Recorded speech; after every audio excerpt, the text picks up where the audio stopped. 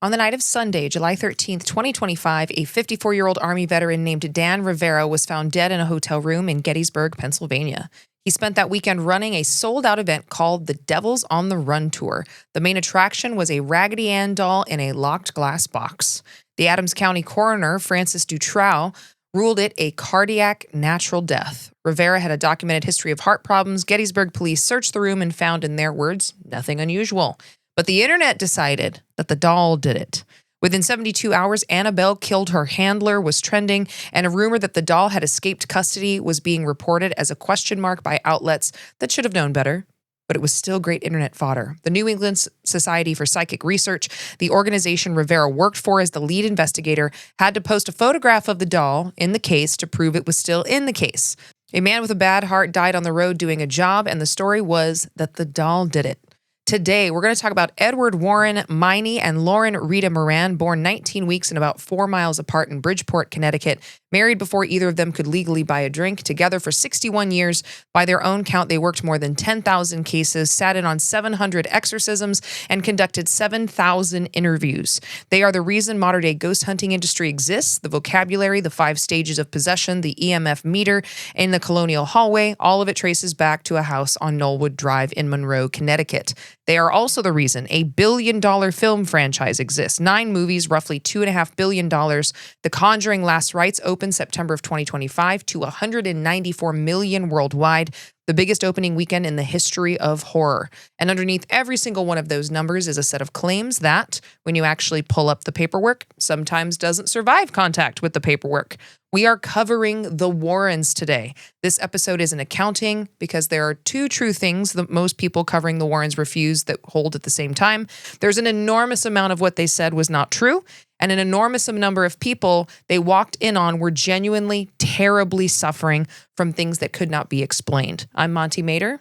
And I'm Andy Jones. And this is the Warrens on Highway to Hell.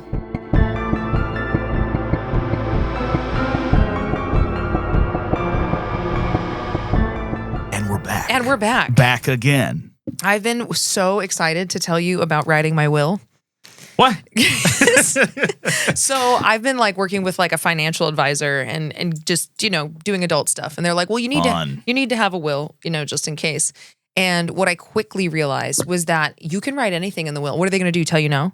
You're dead. Fair enough. They have to. So my will is so far hilarious. The lawyer was laughing so hard he started tearing up because I have the usual stuff, my brother's the executor of my estate. Of course, and yeah. Blah, blah. I thought your cats would be, but whatever.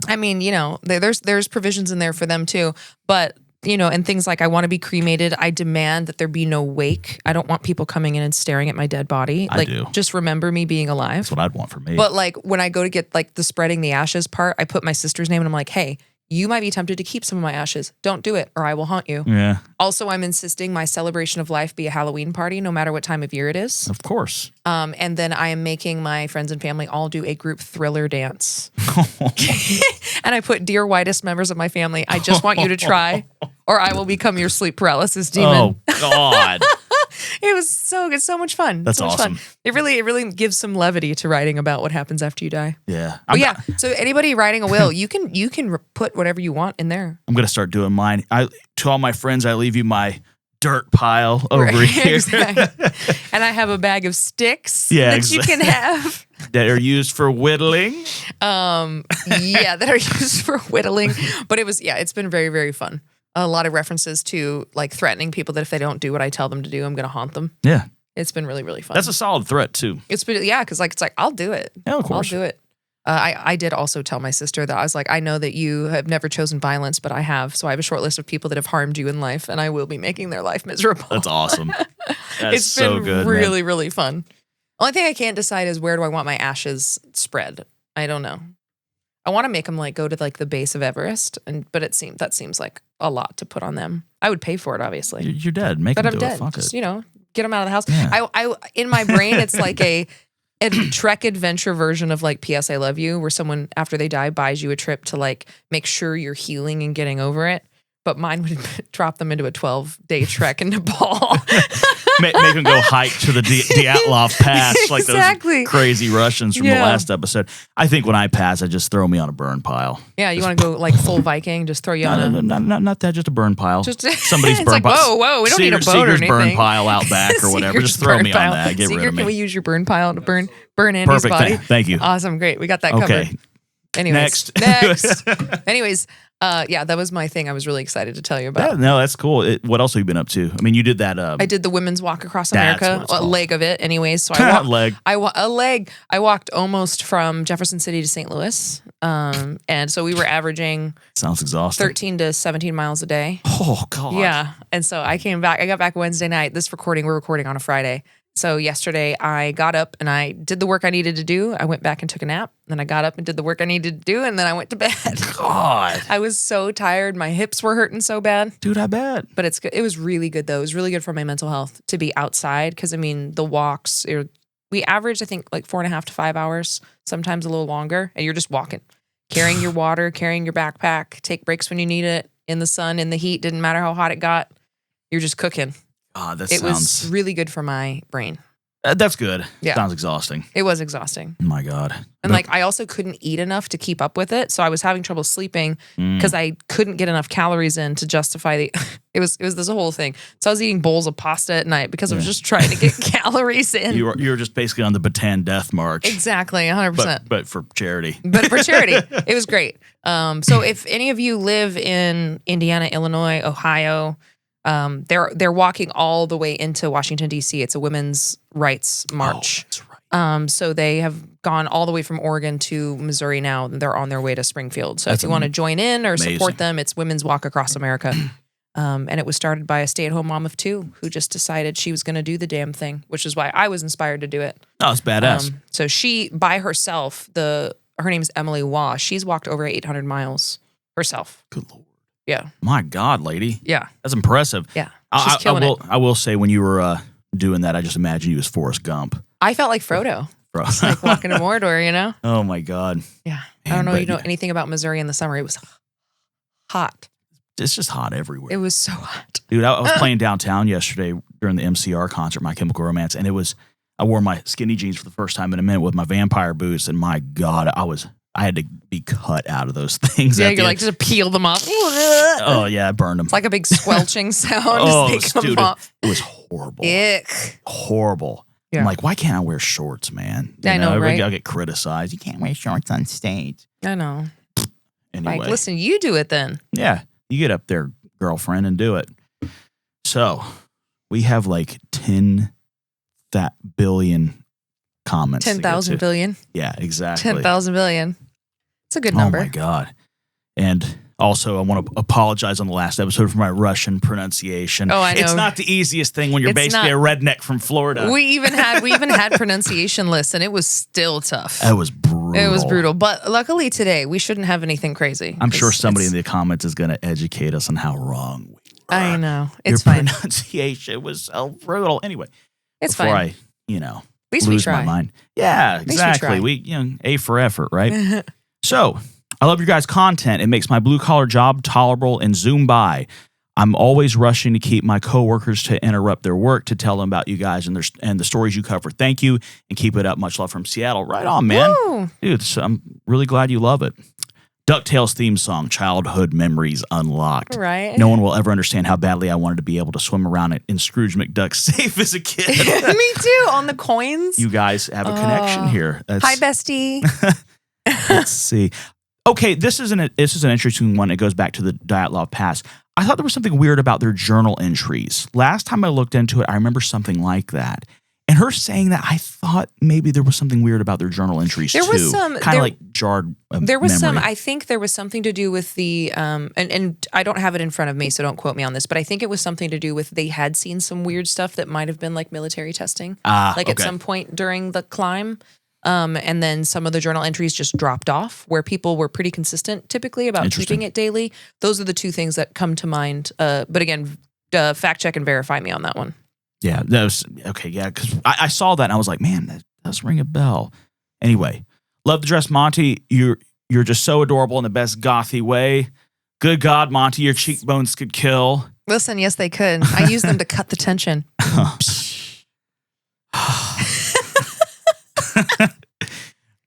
Let's see. Love the topics covered on the pod and all the research.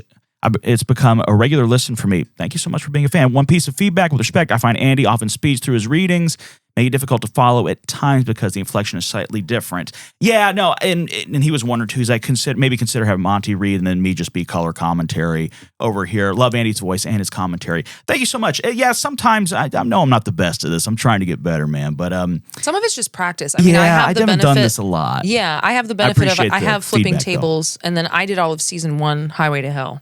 Like solo Pringles. Where you were in the closet going. Oh yeah, where I was in the closet. Anyway. Because I remember the first few episodes, people would message me and be like, girl, you have got to slow down.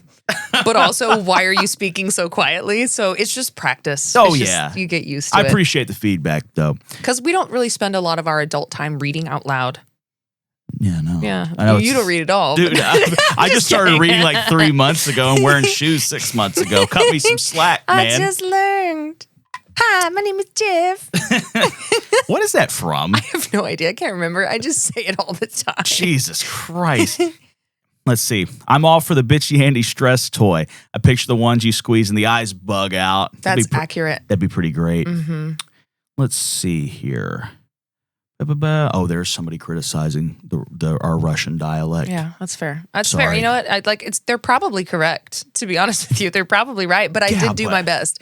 I wrote out pronunciation charts because I think what's hardest about some of those is that certain combinations of letters change the pronunciation, and I haven't spoken or read Russian enough to know those things. But I did try. I did have pronunciation guides. It's been a long time since I was over there. Like the whole script had like after crazy 16-letter word pronunciation.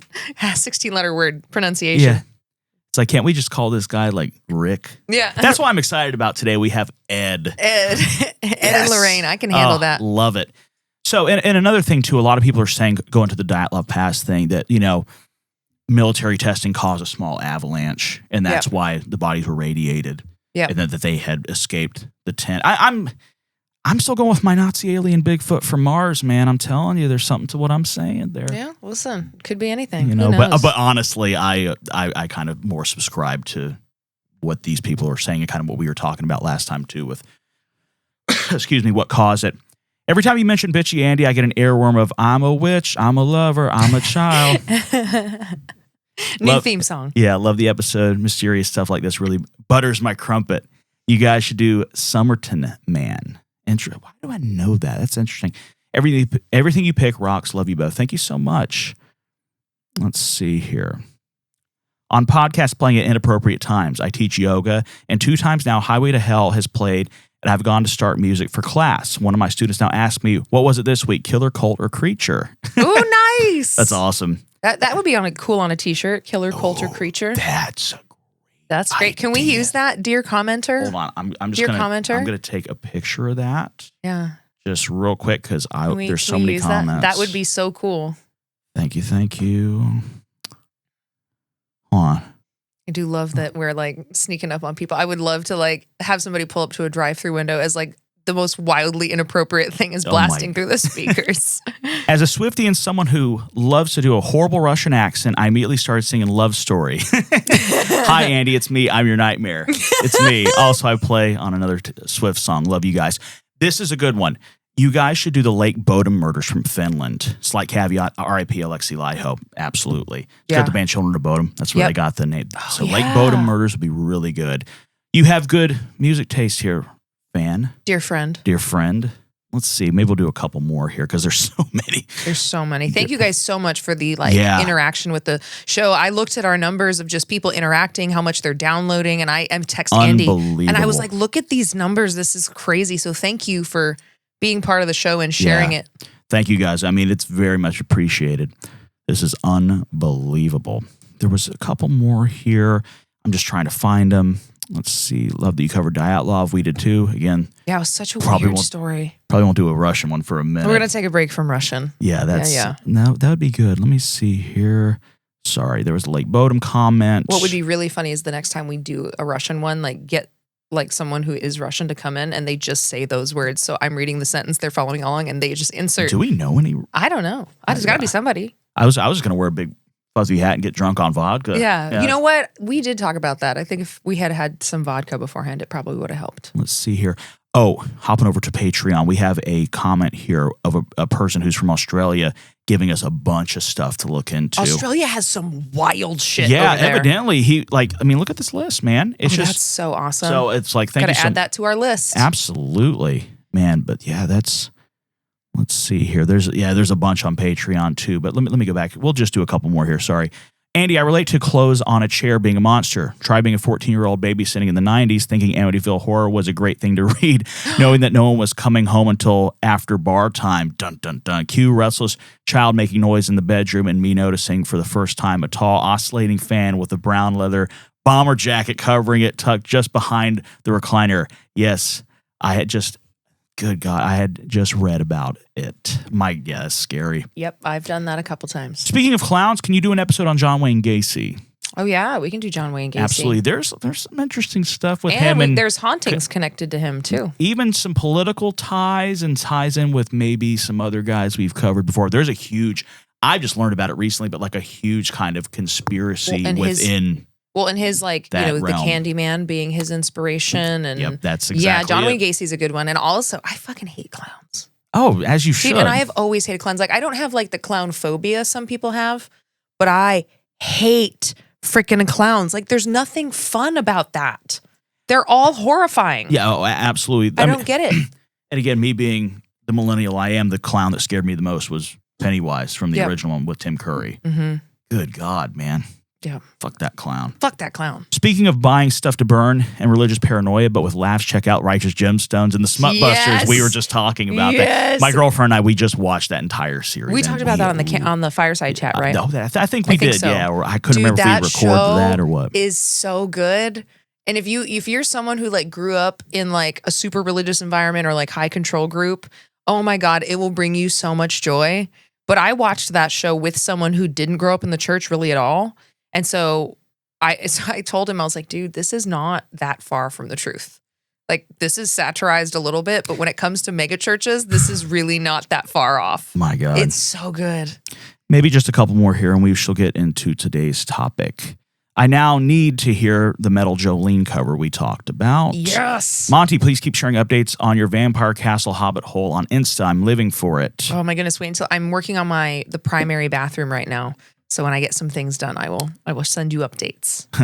Andy, you are not old. Please don't call me old.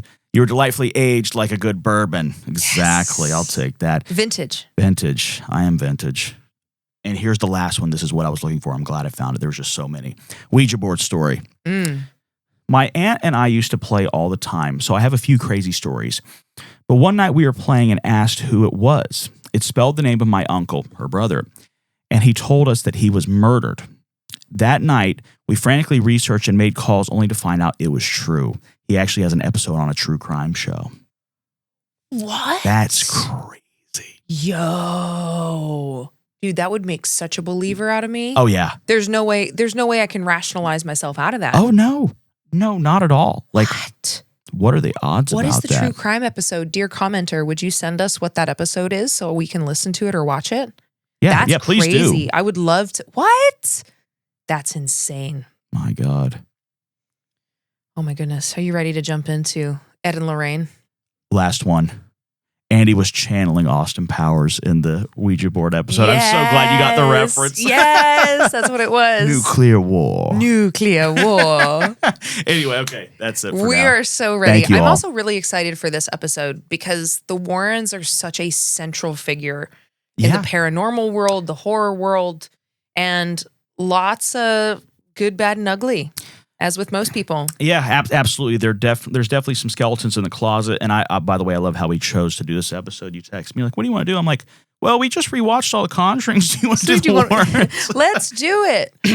All right. So I'm going to actually start with a little bit of background about Bridgeport, Connecticut, especially in 1926. This is a central town throughout this whole story. And the background, I think, lends a lot of foundational information to who the Warrens would become, the belief systems of the area, all of that stuff. So Bridgeport, 1926, was a factory town.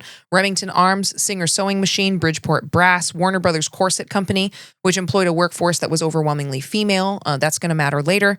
During the First World War, Bridgeport made more ammunition than any other city on Earth. Whoa. The population had roughly doubled in 20 years. By the mid-1920s, it was pushing 145,000 people. A huge portion of them were first and second generation Irish and Italian Catholic, which means there was a very big Catholic infrastructure. Parish schools, parish festivals, parish gossip, parish authority. You get it? If you were an Irish Catholic kid in Bridgeport in the late 1920s and 30s, the priest was not some kind of abstraction that wasn't significant to your life.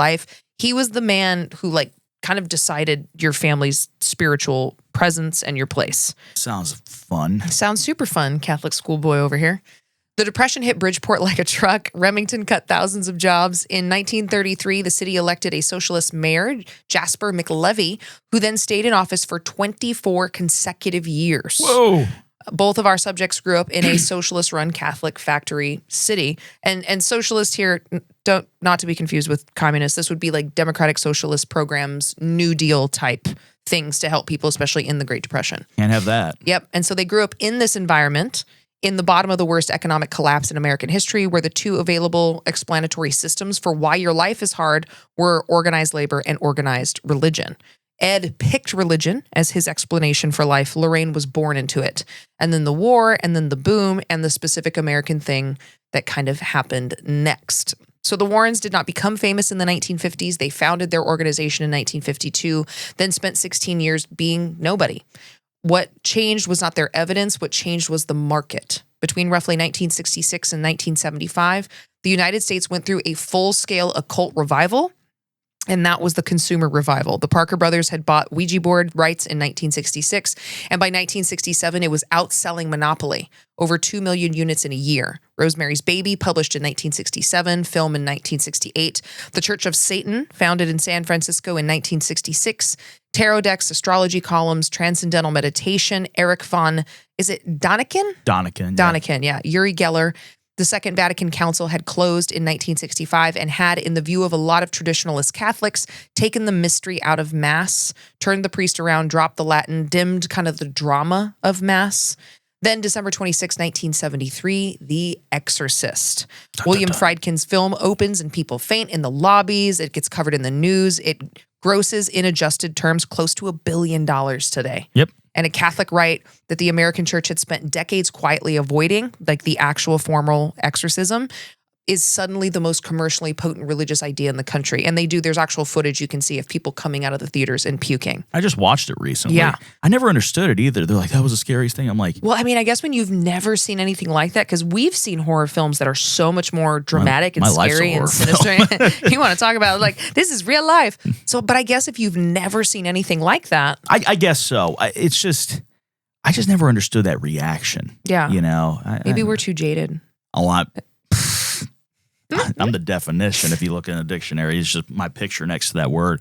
But yeah, it's really interesting though that people had that huge reaction. I always think about people like when they saw movies for the first time. The pictures are coming to life. Yep. You know, or like probably, or like the first time somebody saw like Nosferatu. Yeah. They probably it's probably terrifying. Over. Yeah. I didn't sleep for 3 days after that movie. Probably. It was so disruptive. You know.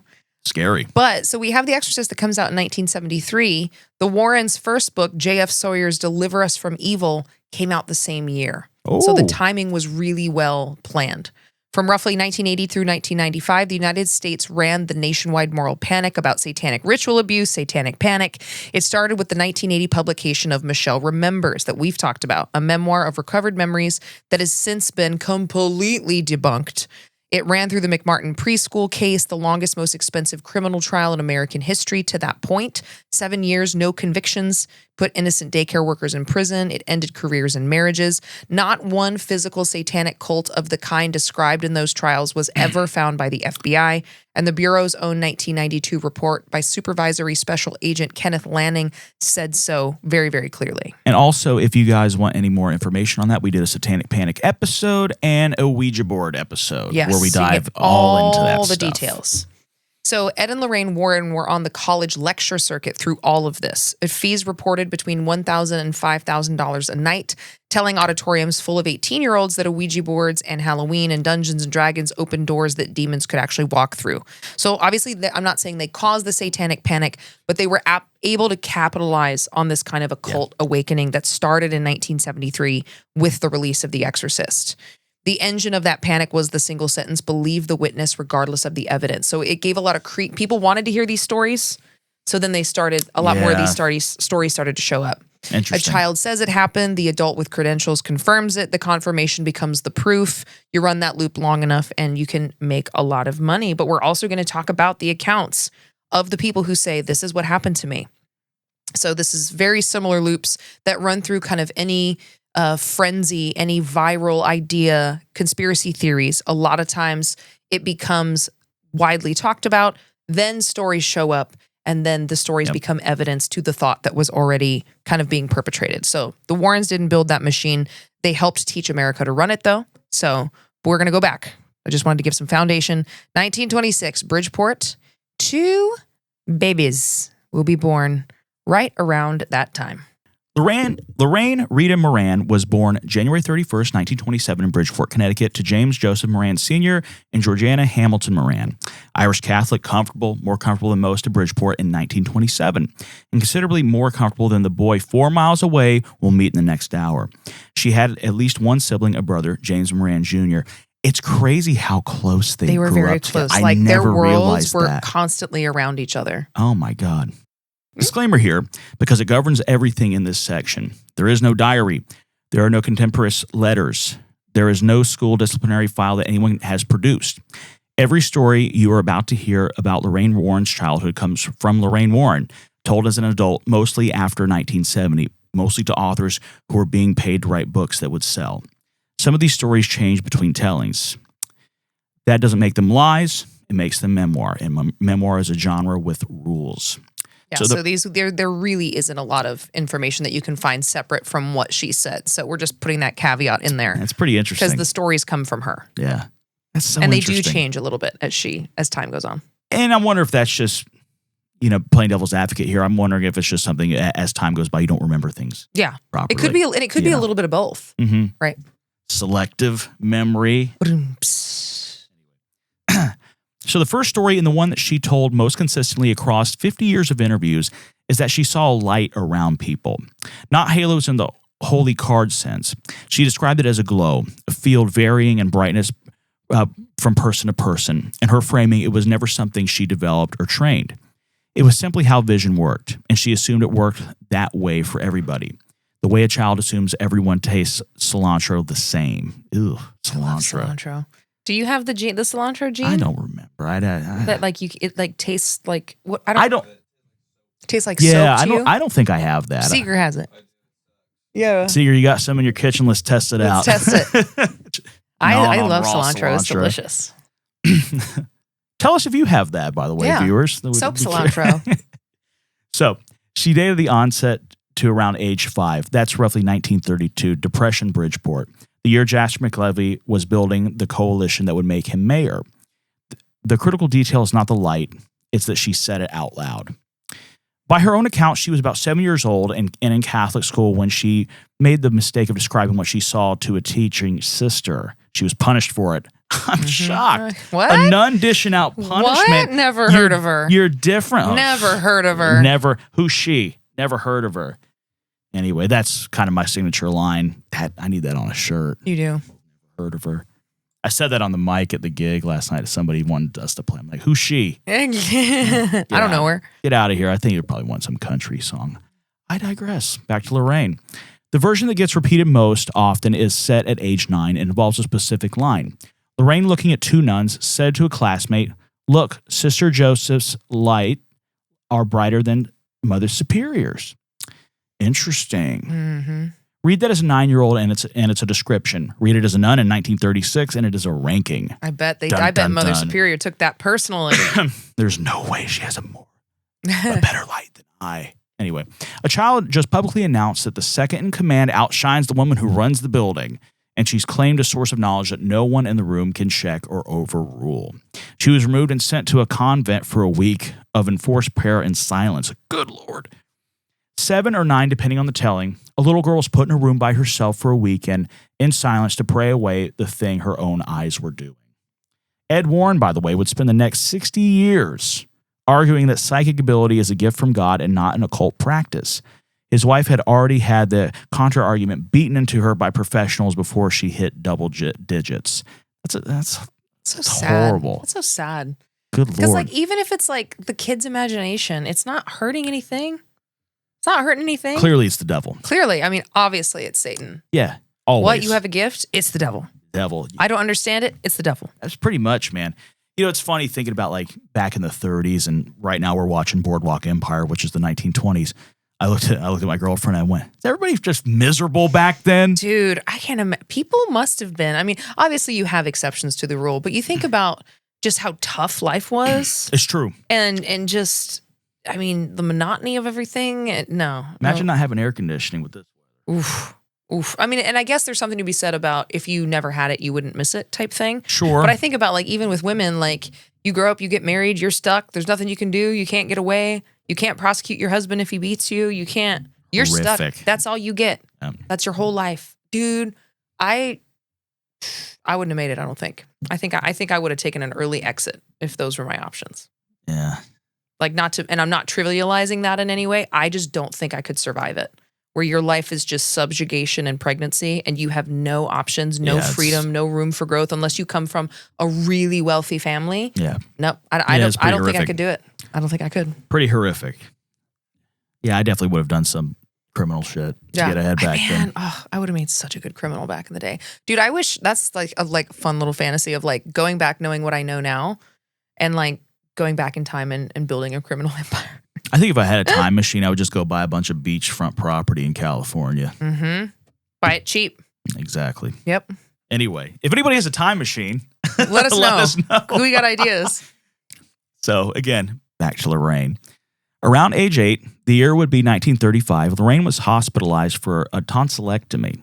Routine, extremely common for her generation. In the 1930s, it was rough. Either a lot of blood and the child alone overnight in a ward. Ooh, horrible. Ooh, I forgot they gave him ether. Ooh. Oof. She said she woke and there was an angel standing at the foot of the bed. This is the least suspicious story in the whole file. A frightened 8-year-old in an ether haze in a strange dark room sees a figure at the end of the bed. That is a documented, thoroughly ordinary human experience. Hypnagogic and hypnopopic hallucination. The same neurological event that produces the old hag. The shadow man, the bedroom intruder in every culture on the planet. We should do something on sleep paralysis. Mm-hmm. That'd be interesting. A lot of legends around that. Sleep researchers estimate somewhere between 8 and 40% of people experience it at least once. I get it a lot. Here. The experience is real. It happened to her. The question is only ever what you build on top of it. She built a career. So, age 12. This is the ones the nuns escalated. Around age 12, call it, around 1939, Lorraine's school held a tree planting. She looked at the sapling that had just gone to the ground and described it as a fully grown tree. A sister overheard and asked her directly, "Are you seeing into the future?" Lorraine said yes. And the answer is where the trouble was, because within Catholic theology, there is a real and consequential line, and a 12-year-old had just walked across it in front of a witness. Prophecy from God is charism, legitimate, rare, and educated exclusively by the church. Foreknowledge obtained by any other means is divination, and divination is condemned outright. The Catechism is not vague about this. Divination is listed under offenses against the first commandment, right beside adultery, right beside magic and sorcery. Nobody in the schoolyard was asked whether the child was well. They were asking which side of the jurisdictional line she was standing on. And the answer had consequences because the church claimed the authority to decide. She was isolated again for prayer. Back to the shed. Right. And it's so interesting, too, because I literally just made a video, like a content video about holy war and how the church has, they get to decide, like, who has what gift. But if you don't get that gift through them, then it's from the devil. And it's just like, and again, also, I think it's just Poor devil. It's so interesting. It's such a reflection of how our worldview kind of dictates our responses. Yeah. Because if I see a 12-year-old doing this, my first assumption is going to be she's using her imagination to tell me what she thinks it's going to look like when it's grown. Yeah, because you have a brain. Because I have a brain. And I'm not going to be like, are you telling the future, you heathen? Like, where's your crystal ball? He's like, what is this sorcery? It's just, and it also seems, because you read a lot of these stories, it's so heightened around women and young girls. Like, there's this inherent distrust, like the witch trials, and this inherent, like, you're more easily seduced by the devil as you describe this tree to me. It's just wild. Because that wouldn't be what I thought of.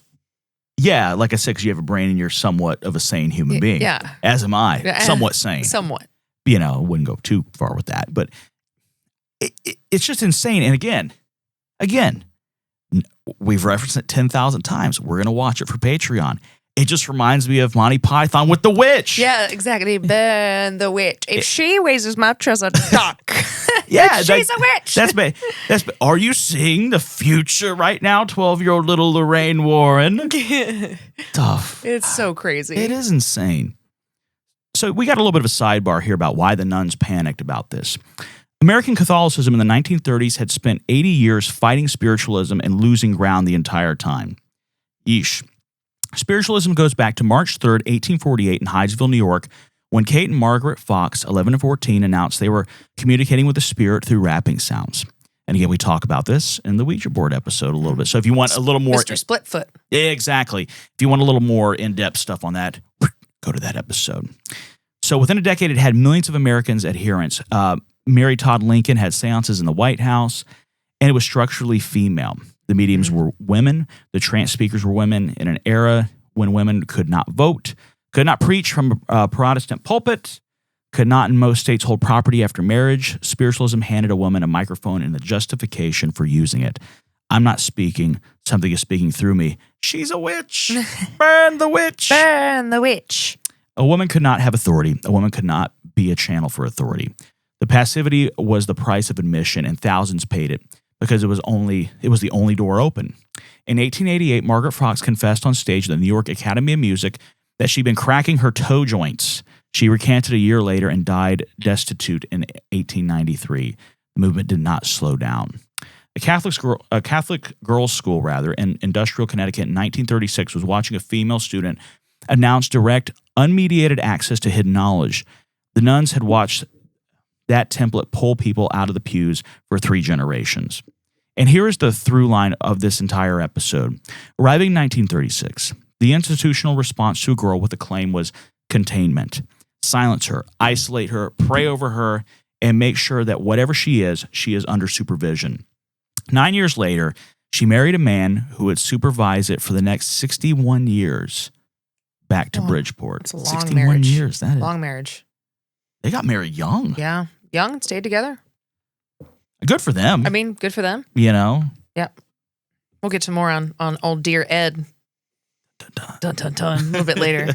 So Lorraine attended Catholic school throughout. I'm so sorry. I did too. It was a 4-year prison sentence in high school. And the school named in most accounts in Laurelton Hall in Milford, formerly the Academy of Our Lord of Mercy, founded in 1905 by the Sisters of Mercy, the first Catholic girls' college preparatory school in Connecticut. I'll be honest that this detail is better attested in secondary write-ups than anything primary I could put my hands on, so hold it loosely. Mm-hmm. Hold on loosely. Get out of my head. Get out of my head. Witch. She's getting into my thoughts. I too am psychic. Are you? Oh, God. Help me. Anyway, if it's accurate, it tells you something about the Moran's money. Laurelton was not the neighborhood parish school. It was the school you sent a daughter to when you had ambitions for her and the tuition to back them. Lorraine Moran also spent her entire formative education inside institutions run by women. Every authority figure in her working day from 5 to 17 was a woman in a habit. Gosh. That's crazy. Which is worth holding against the 50 years she'd later spend standing slightly behind a man on stage. And you know what's interesting? I think back to The Conjuring too, like learning about her upbringing with all these nuns and just them being like total shitheads. Again, I'm not saying it's true, but you remember in like The Nun 2, Valak takes the look of a nun. Yeah. I'm wondering if that's like, are we nodding to something here? I'm wondering if when they did that movie, they learned about her backstory and be like, it'd be really cool if like, one of the demons took on the look of a nun because she was like around him all the time. Yeah. Well, I don't know. Yeah, and it could have been a combination of her background and also just like the demon, like almost like making a mockery of their faith. Oh yeah, totally. I just never knew about her whole upbringing, so just hearing that, I'm like, oh, she was in it. She was in it. She was in it to win it. So Lorraine remained a practicing Roman Catholic her entire life. Daily mass when she could, communion before investigations. She and Ed both described the rosary and holy water as working equipment, not sentiment. Her theology of her own gift never changed in 5 decades. She had an additional sensibility, a channel of perception alongside the other 5, given by God, no more occult than good hearing. Huh? That framing does an enormous amount of work. If the ability is a natural faculty granted by God, then using it is not divination, and she is not in violation of the first commandment. She is just a woman with unusually good ears. It's an elegant solution to the exact problem the nuns had flagged, and she arrived at it, or at least started articulating it, long before she had a career to protect with it. She said late in life that the gift was not a pleasure, that she saw things she didn't want to see, couldn't turn it off, and the worst of it was learning something about a person and then having to decide whether to tell them. The loneliness in that is the most human thing on the record about her. Excuse me. So, but by 1944, Lorraine Warren was 16 going on 17, a Bridgeport Catholic girl in the third year of a world war, in a city where the factories were running around the clock and the boys she'd gone to grammar school with were disappearing into the Pacific and the Atlantic in monthly batches. She went to the movies constantly with her mother by most accounts. Bridgeport had real movie palaces, the Louis Pauly, the Majestic, the Lyric, and the Colonial, which is the one in the Warren telling. Wartime movie attendance peaked around 90 million tickets a week against a population of 132 million. That's wild to think about. You went for the newsreel. Exactly. Yep. You went to find out whether the war was going to eat your family. And there was a boy working the aisles with a flashlight. She would say later, and she said it in front of cameras many, many times, that she knew, not that she liked him, that she knew in the way she claimed to know things, that this was the person she was going to marry. She was 16, he was 17. You are 16, going on 17. I'm going to bring a Nerf gun and just... or a water bottle like a cat. Like a cat. September 7th, 1926, Edward Warren Miney was born in Bridgeport, Connecticut to Frank Miney and Pauline Dennis. He had a brother, Frank Raymond, and a sister, Babette Pauline. And Babette matters because her son, John Saffis, grew up inside this family, went to work for his aunt and uncle, and today is marketed as the godfather of the paranormal. This is a family business, if you will. Ed was born 19 weeks after Lorraine in the same city and into a considerably tighter set of circumstances. The Warren story, as told by the Warrens, has Ed's father as a Bridgeport police officer. Again, that's a detail that appears in popular accounts. I've not been able to pin that to a primary record. What's better attested is that Frank Miney's temperament, because Ed described it the same way for 60 years. His father was a man who believed there was a reason for everything, which is beautiful and sometimes unbearable thing to know about a household, given what Ed says happened in it. In their house, between roughly age 5 and age 12, so around 1931 to 1938, the absolute floor of the Depression, Ed Warren says he lived in a haunted house in Bridgeport. The specific claims are assembled from his interviews and lectures across the decades. There was a ghost in the closet of his bedroom. He described her as an old woman. She appeared in the early hours of the morning, in some telling she is a gray woman, in others there are gray women, plural. Footsteps in the room when no one is in them, the doors, there's cold drafts, cold spots, the standard kind of structure of a haunting. His earliest single memory is one he told as the origin of everything, dates to about age 5. He said he saw the family's deceased landlady appear as a small dot of light, and he said his father told him not to tell anyone. Ed's own line on it, quoted in the academic profile of the Warrens compiled by World Religions and the Spirituality Project, said, quote, "Well, I never told anyone, but I never forgot what I saw." Weird. So we have 2 Catholic children in one Connecticut city, 4 miles apart, both of whom said they saw something at roughly age 5, both of whom were instructed by an adult authority to shut up about it. Hers came from the institution of the Catholic Church. His came from his dad. They both complied, and then they built their entire life out of kind of never complying with the silence again. out of a 50-year career whose central product was believing the person who says they saw something. Whatever else was going on in that marriage, there's a great deal. We'll get to some of that. The two of them walked into strangers' kitchens and said the sentence nobody else would say is that we believe you. And we know that there are things we can't explain. So I want to talk a little bit about the actual house. So it was a coal-heated, gaslit, badly ventilated Bridgeport rental in 1931 is a carbon monoxide delivery system with a family living in it. The landmark case is from 1921, the Wilmer family, documented by ophthalmologist William Wilmer in the American Journal of Ophthalmology under the title Effects of Carbon Monoxide Upon the Eye, talked about a family moving into a house. They hear furniture moving in empty rooms. They hear footsteps, voices. They see figures. The children start to go weak and kind of listless. The mother becomes convinced the house is occupied. What happened actually in that house was it was a defective furnace with a blocked flue.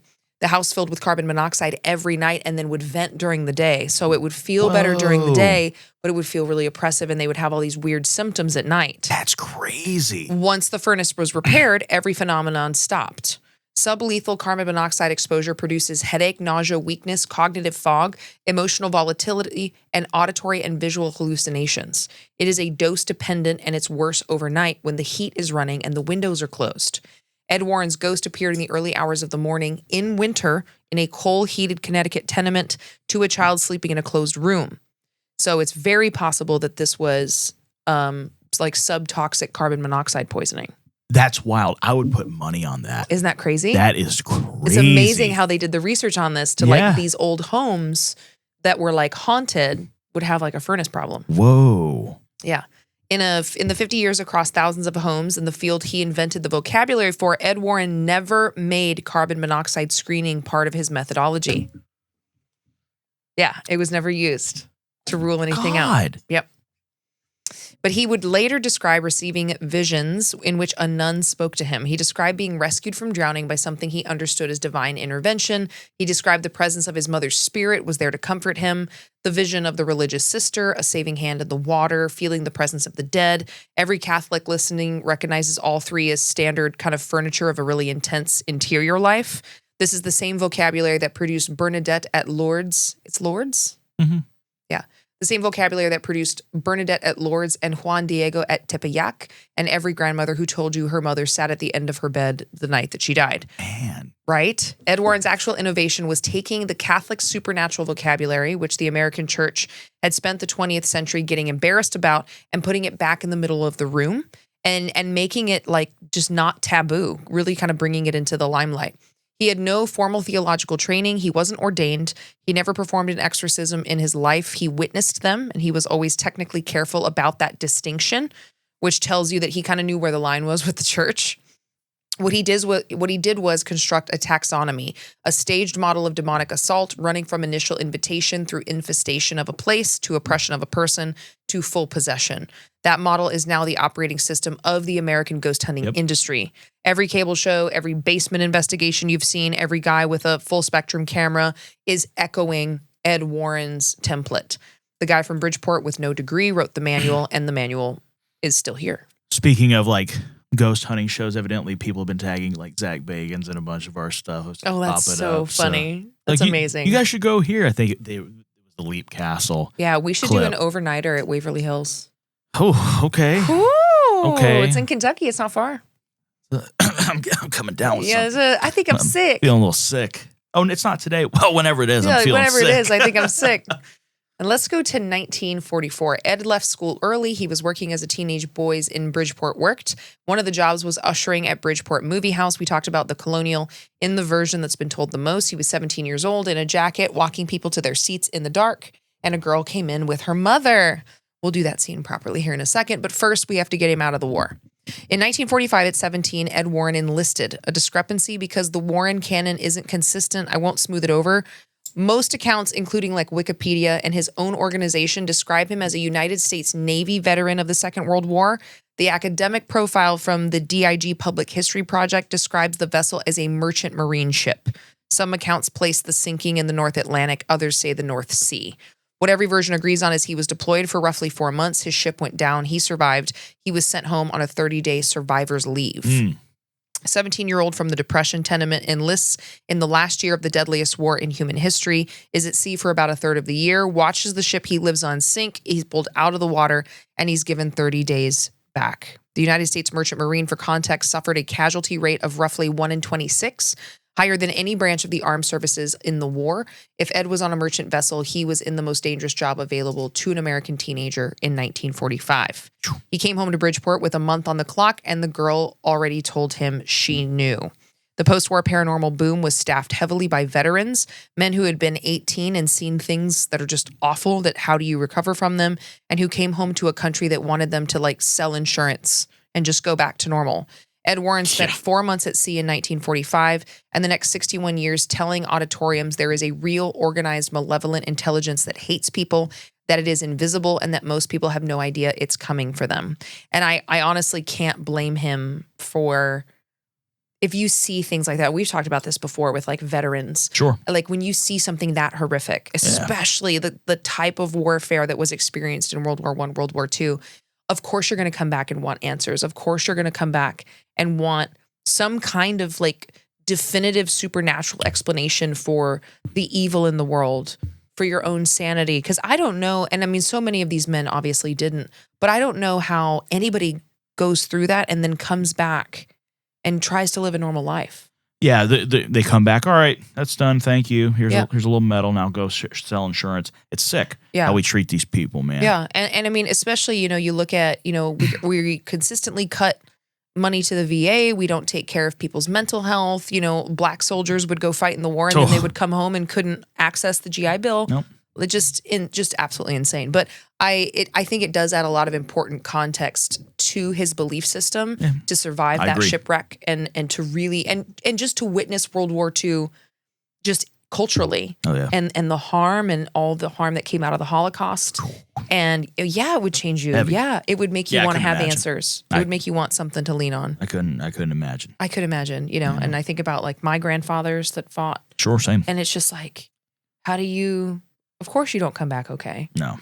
It's crazy. Didn't know what PTSD was back then. Yeah. Because World War I, they called it shell shock. Yeah. I think they still did in World War II as well. Yeah, they didn't. But we had no way of understanding, what it really was. Nope, not at all. I mean, Audie Murphy, that war hero, that famous war hero, after the war, he slept with a loaded 45 under his pillow for the rest of his life. Yep. Would wake up just sweating like every night, because he just, from PTSD flashbacks, Absolutely awful. If you are a veteran, we see you. Yeah, absolutely. And like, not the thank you for your service in the cheesy sense that people say it, but like truly thank you for like what you sacrificed. 100%, man. Yeah. My hat's off to every single one of you.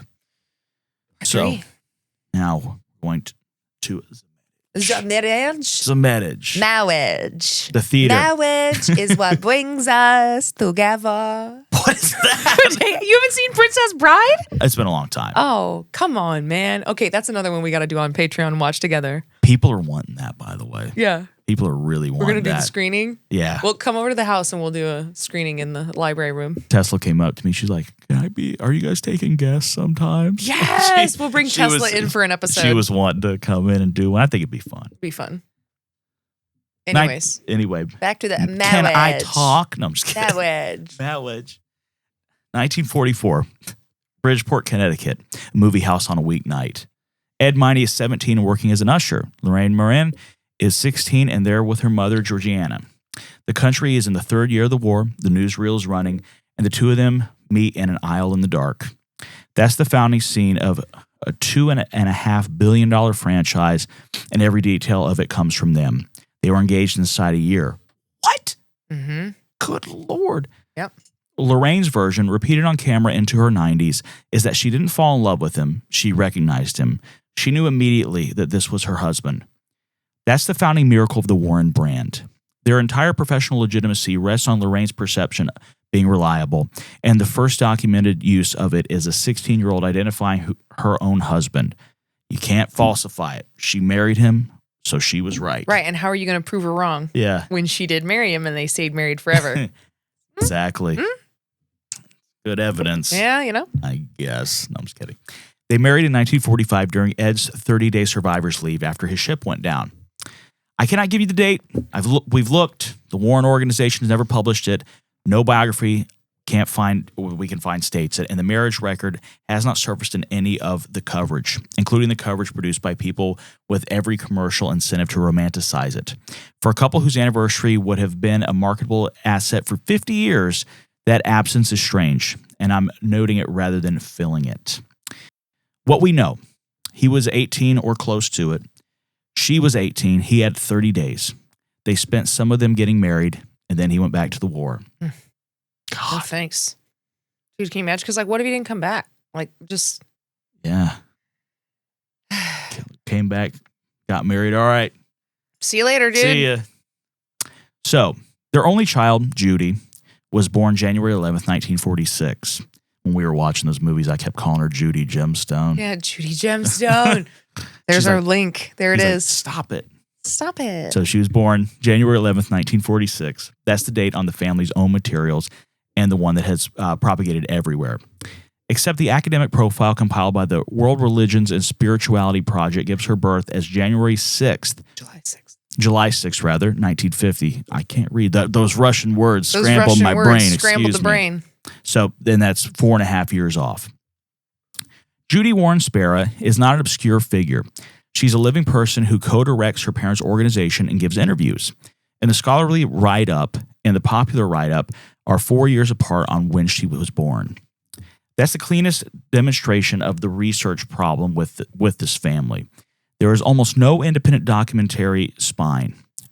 Everything runs through the Warrens or through the people the Warrens paid. Mm-hmm. And when two streams disagree, there's usually nothing underneath to adjudicate with.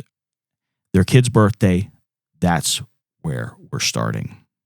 That's really interesting how it all runs through their organization. I never really realized that. I didn't realize that at all until I really started like working on this, that there's so much information that's hard to find or impossible to find outside of their own accounts. Yeah. And then the contradictions. And it'll be things like that where it's really big gaps, or like the fact that you can't really find their wedding date.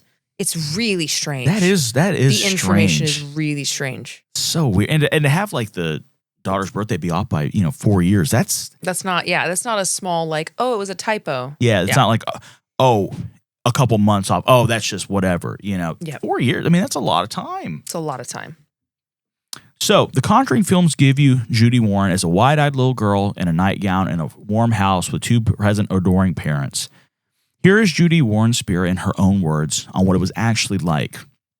I was terrified there in their house, so I just didn't sleep there. I couldn't sleep in a room by myself.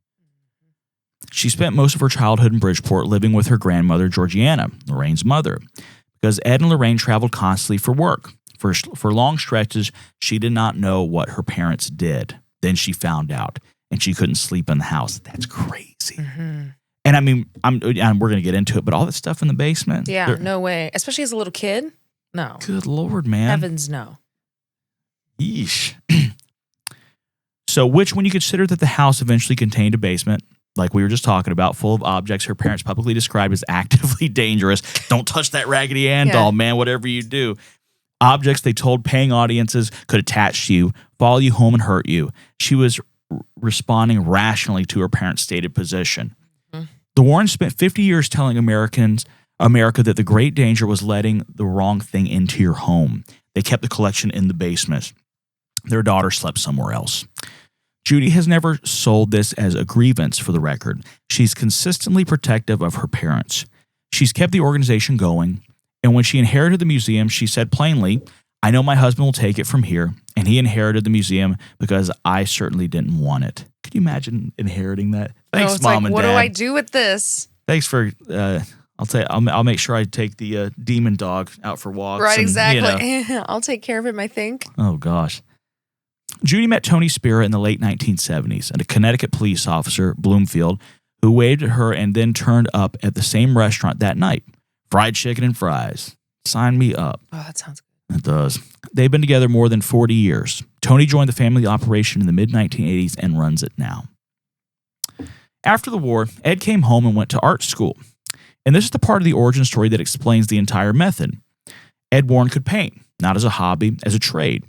And what the two of them did through the late 40s and into the 50s was get in a car and drive around New England looking for houses with a reputation. They'd find the local haunted house, Ed would set up across the road and paint it. And then he'd knock on the door and offer the painting to the family living there. Interesting. Weird. No, want this? Nobody says no to that. Nobody. A stranger has just spent an afternoon making art of your home and now wants to give it to you. You invite him in. You put the kettle on. Nobody says no to that? I would say no. Have you met me? Hi. I say no to everything. I don't even answer the door. Dude, I'd be like, I'm not expecting company. Why are you here? Yeah. Leave a message. I I'd don't show- answer my phone, much less the door. I would answer the door in my underwear and my Michael Myers mask. Oh my God. Yeah, Let's how give you him doing? something to talk about. Exactly. Just blasting in the background. Absolutely. Hi, how can I help you? How are you doing today? And then because you're already talking and because he seems interested and because you've never had a socially acceptable opening to say it out loud before, you tell him about the noises. Dun, dun, dun. That is the greatest cold open in the history of American paranormal research. And as a piece of craft, it is brilliant. It is really smart. It is. It is also structurally a door-to-door sales technique. Reciprocity, giving a gift. Create an obligation, get access. Robert Cialdini would build a whole chapter on it in 30 years later. They were building two things simultaneously on those drives, a case file and a collection. The objects families handed over, the doll, the mirror, the thing in the attic that they wanted out of their house, went into the car and then into the basement in Monroe. That's like really interesting. It's really man. smart.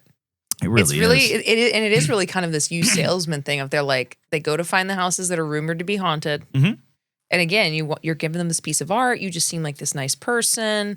You're curious about the house. I was just captivated by your house, right? It just opens that way into the conversation. It's really smart. Knocks on the door. Yeah, are you here to take care of my ant problem? Right. My place isn't haunted. Get out of here, old man. Anyway, in 1952, they formalized it. The New England Society for Psychic Research. In some early materials, the New England Institute for Psychic Research. It is routinely described as the oldest ghost hunting organization in, surprise, New England. And depending on how you define the terms, in the country. The model was borrowed openly from the Victorian Psychical Research Societies. The Society for Psychical Research, founded in London in 1882 by Henry Sidgwick and a group that included physicists, classicists, and, you guessed it, a future prime minister. Those organizations published journals, ran controlled sittings, and were, at their best, rigorous. The SPR is the body that exposed a great many fraudulent mediums. The Warrens took the format: journals, case files, institutional name, letterhead. They did not take the controls. And that distinction, the aesthetics of research without the mechanisms of research, is the thing skeptics would spend the next 50 years hammering, and they were right to. They founded the organization in 1952. They did not become famous until after 1968. 16 years, driving around New England, painting houses, filling a basement, talking to families in kitchens in Danbury and Woonsocket and Fall River for nothing. With no book deal, no lecture fee, no film option, no cable channel. It's weird, man. It's weird. It's just like weird. We're just doing our thing here, we're man. Just hanging out.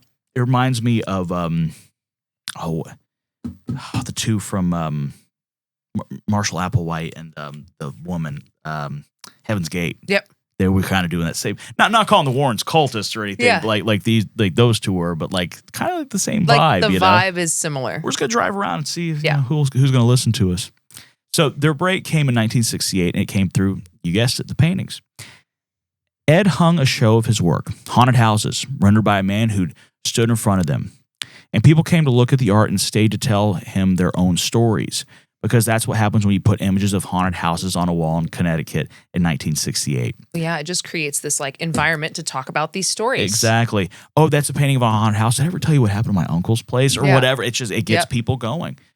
The room fills with people who have been waiting their whole lives for permission to talk.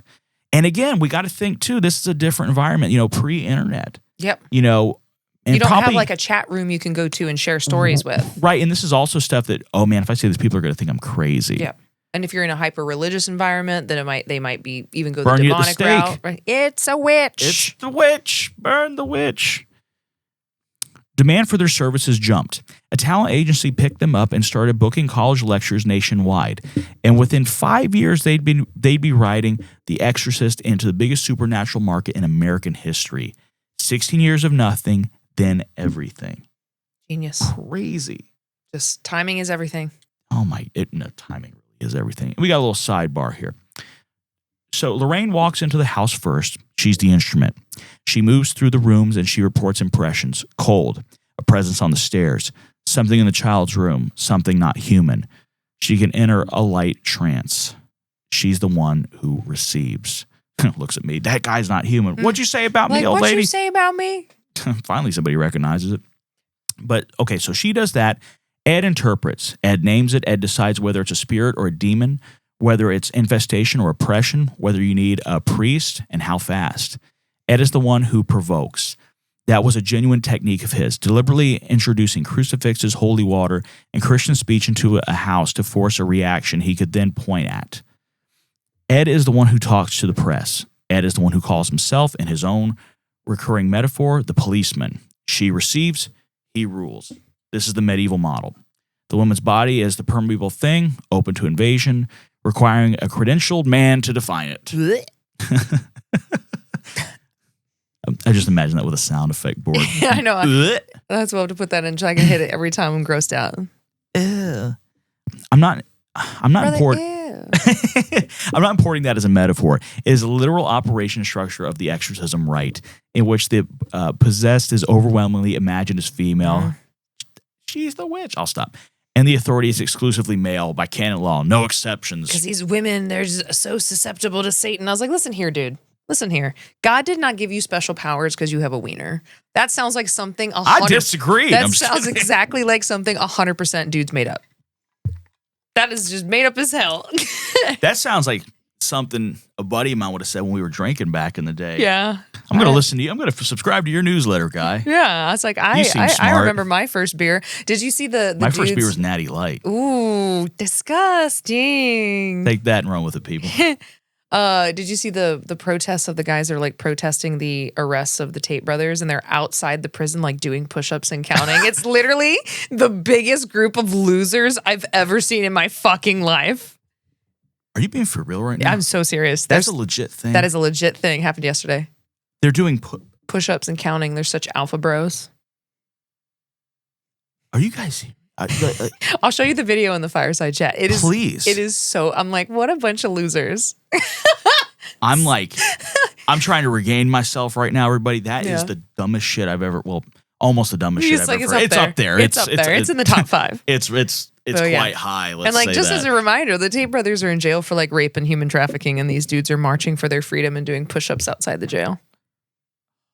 I saw another one where these guys are paying $18,000 to take an alpha male camp where they just get brutalized, and they could just go to boot camp. I've seen that. Like they could honestly just go to the military. Like, well, look at these fucking dorks. What are you doing? Just absolutely like. Good Lord. I can't imagine why you're lonely, bro. Why don't women like me? So I'm gonna do push-ups, prove I'm a real man. What was that one thing too? They're saying, not to totally digress, but it's gay to have sex with your girlfriend. Oh, it's gay to have sex with your wife now. So it's gay to have a girlfriend, according to Nick Fuentes, who thinks that just men are just so much more attractive. I've heard of her. And being attracted to women is somehow gay. So just heads up, gents. What's going on? But now then there was another like podcast where this dude was like, well, yeah, as soon as we got together, she had to get off birth control because like if we're not having sex to reproduce, it's gay sex. And I'm like, what?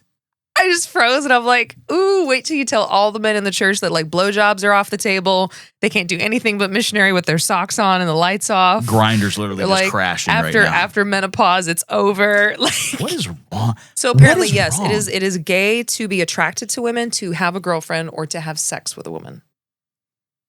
What is going on here? As it turns out.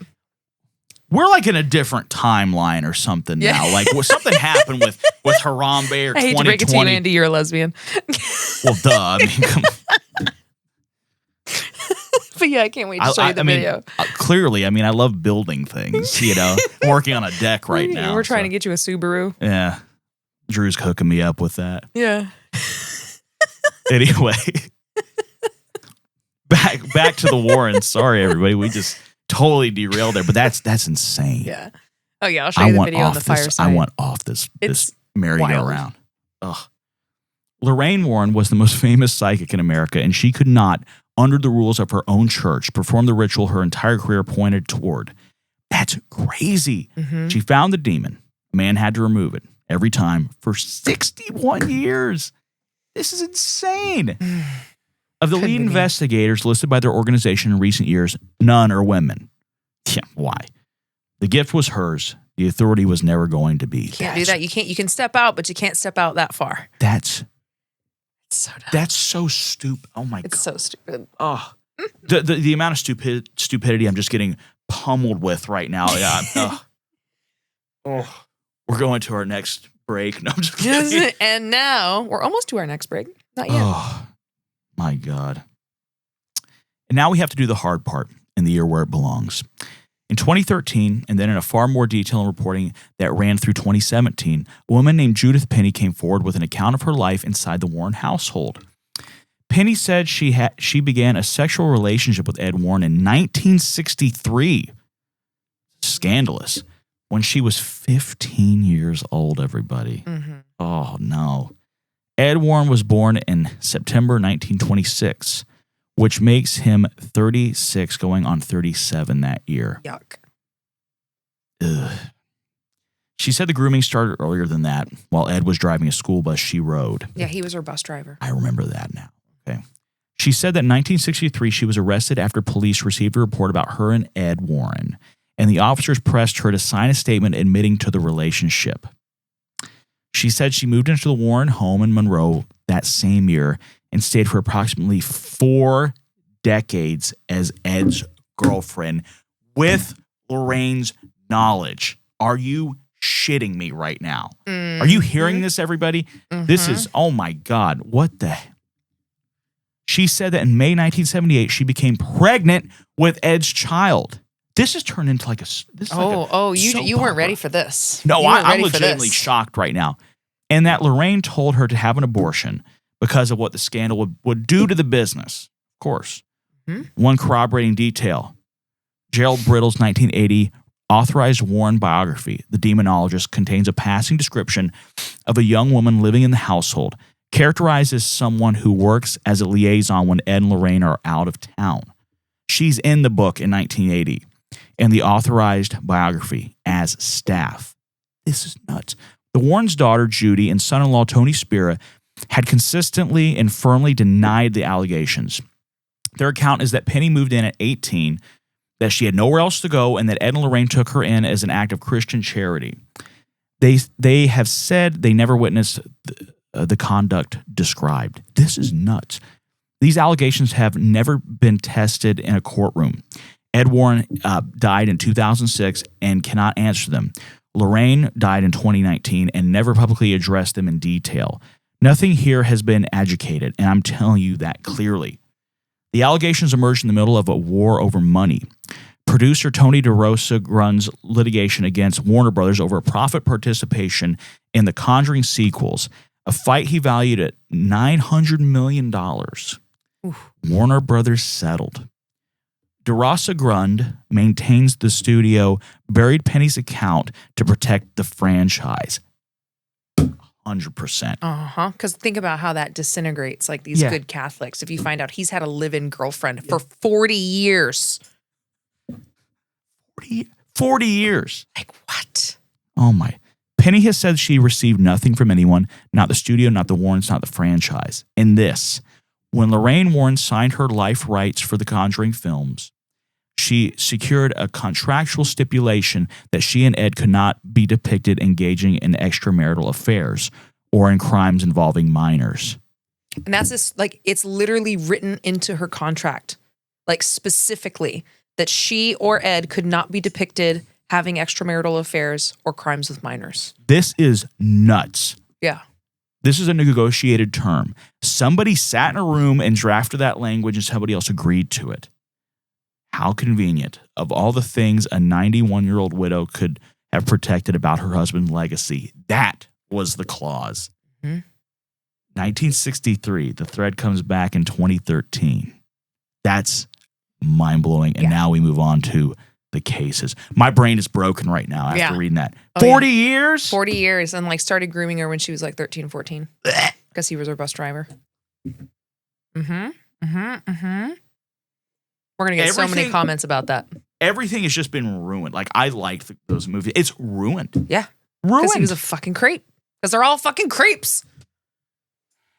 Right? All right, now, everybody, we're going to start with the case files. What they're famous for, the reason we know who they are, the reason we've seen the movies. 1970, Annabelle. The most famous haunted object in the world. The Warren version of her story, as told across 5 decades of lectures and one very lucrative film sub-franchise. In 1970, a mother bought a used Raggedy Ann from a hobby shop as a gift for her daughter, Donna, a nursing student about to graduate. 28 years old in most tellings. Donna shared a small apartment with a roommate, Angie, also a nurse. A friend named Lou was also around constantly. Donna put the doll in the bed as a decoration. Then it started moving. Not dramatically at first, but like little position changes. A leg crossed differently than she left it. Then the doll would move rooms. The doll on the bed when it had been placed on the couch. The dog sitting upright in a chair with its arms folded. Then the parchment. Donna and Angie began finding scraps of paper in the apartment with messages written in pencil in a child's hand. Help us. Help Lou. Neither woman had parchment in the apartment, and neither of them had bought any. Then Donna came home and found the doll on her bed with what appeared to be blood on the back of its hands and on its chest. They called it a medium. The medium delivered a name and a story. It's the spirit of a 7-year-old girl named Annabelle Higgins, who had died on the property before the apartment building went up, who was lonely and wanted permission to stay. Donna gave permission. Never do that. Never do that. Lou told her not to. Lou then had a dream in which the doll climbed up his body and strangled him, and he woke paralyzed. Then, on a night when he and Angie were planning a trip and studying a map in the apartment, Lou heard something in Donna's bedroom, went in, found the doll on her floor, and felt claws open his chest. 7 marks, 3 vertical, 4 horizontal, burning like they'd been scorched with hot wire. They healed in about 2 days. The Warrens were called in, along with an Episcopal priest. Ed's verdict, which is the load-bearing move of this career. This is not a little girl. There is no Annabelle Higgins. It's a non-human spirit, an inhuman in his vocabulary, that's been manipulating an inanimate object in order to solicit permission from a living person to stay. He blessed the apartment. He took the doll. On the drive back to Monroe, he said the car died, steering brakes repeatedly on back roads. He pulled out a bottle of holy water, splashed it on the doll, and drove home without further incident. The power of Christ compels you. I love the visual of like you're driving and you pass somebody on like one of these back roads and you just see this guy dumping water on a doll. In a fist fight with the doll throwing holy water on it. The doll went into a purpose-built wooden and glass case in the basement museum with hand-lettered sign that said, in effect, warning, do not open. Like positively do not open this case. Here's the problem with the Annabelle story is that there's no Donna and there's no Angie and there's no Lou. Not that no such people existed, that in the 55 years across an industry that has monetized this doll at the level of hundreds of millions of dollars, there is not one journalist, researcher, skeptic, or filmmaker has produced an interview with any of these people. That's crazy. No last names, no address, no police report, no date more specific than 1970. The names shift between tellings. The details shift between tellings a little bit. The first book ever published about Ed and Lorraine Warren, again, the book we mentioned, Deliver Us from Evil, came out in 1973 and covers their cases up to that point. Annabelle's not in it. Wow, okay. The most spectacular object in their collection, allegedly acquired 3 years earlier, does not appear in the first book of their collection. So how convenient, the doll only becomes the crown jewel after there's a market for it. So there's also a physical problem. Researchers who have looked closely at the doll, and there are very good photographs, note that the Raggedy Ann in that case with the face and the calico dress does not appear to predate the 1970s in that configuration, which is a problem for a doll described as old and secondhand in 1970. Again, so we have no witnesses, no documents, no dates, and no appearance in the contemporaneous record. It's a bit. It's a good one. The sign on the box is, of course, a masterpiece of showmanship, but it's very likely a bit. And in July of 2025, a 54-year-old veteran with a heart condition died on the road handling and hauling Annabelle. And of course, the internet decided, burn the witch. I love how they have this doll that says, hey, don't open this. 2025 rolls around. Let's haul this thing around the country. Let's take it on tour. Yeah. And now we're going to work in some stories. So with this episode, because it's the Warrens, we're going to work in some of the haunted, spooky stories into the episode instead of having a travel portion. Yeah, absolutely. And that brings us to terrifying story number 1. Ooh. This is the one that became the first Conjuring movie, and the real version is worse than the film, not for the reasons the movie thinks. So I'm, of course, talking about the Perron family. In January 1971, Roger and Carolyn Perron moved their 5 daughters into a farmhouse on Round Top Road in Harrisville, a village in the town of Burrillville, Rhode Island. 5 daughters? A lot of kids. No, thank you. I've been dealing with a bunch of cats. Cats. I think it's very similar, probably. Probably. Locally, it was the old Arnold estate, built in the 1730s.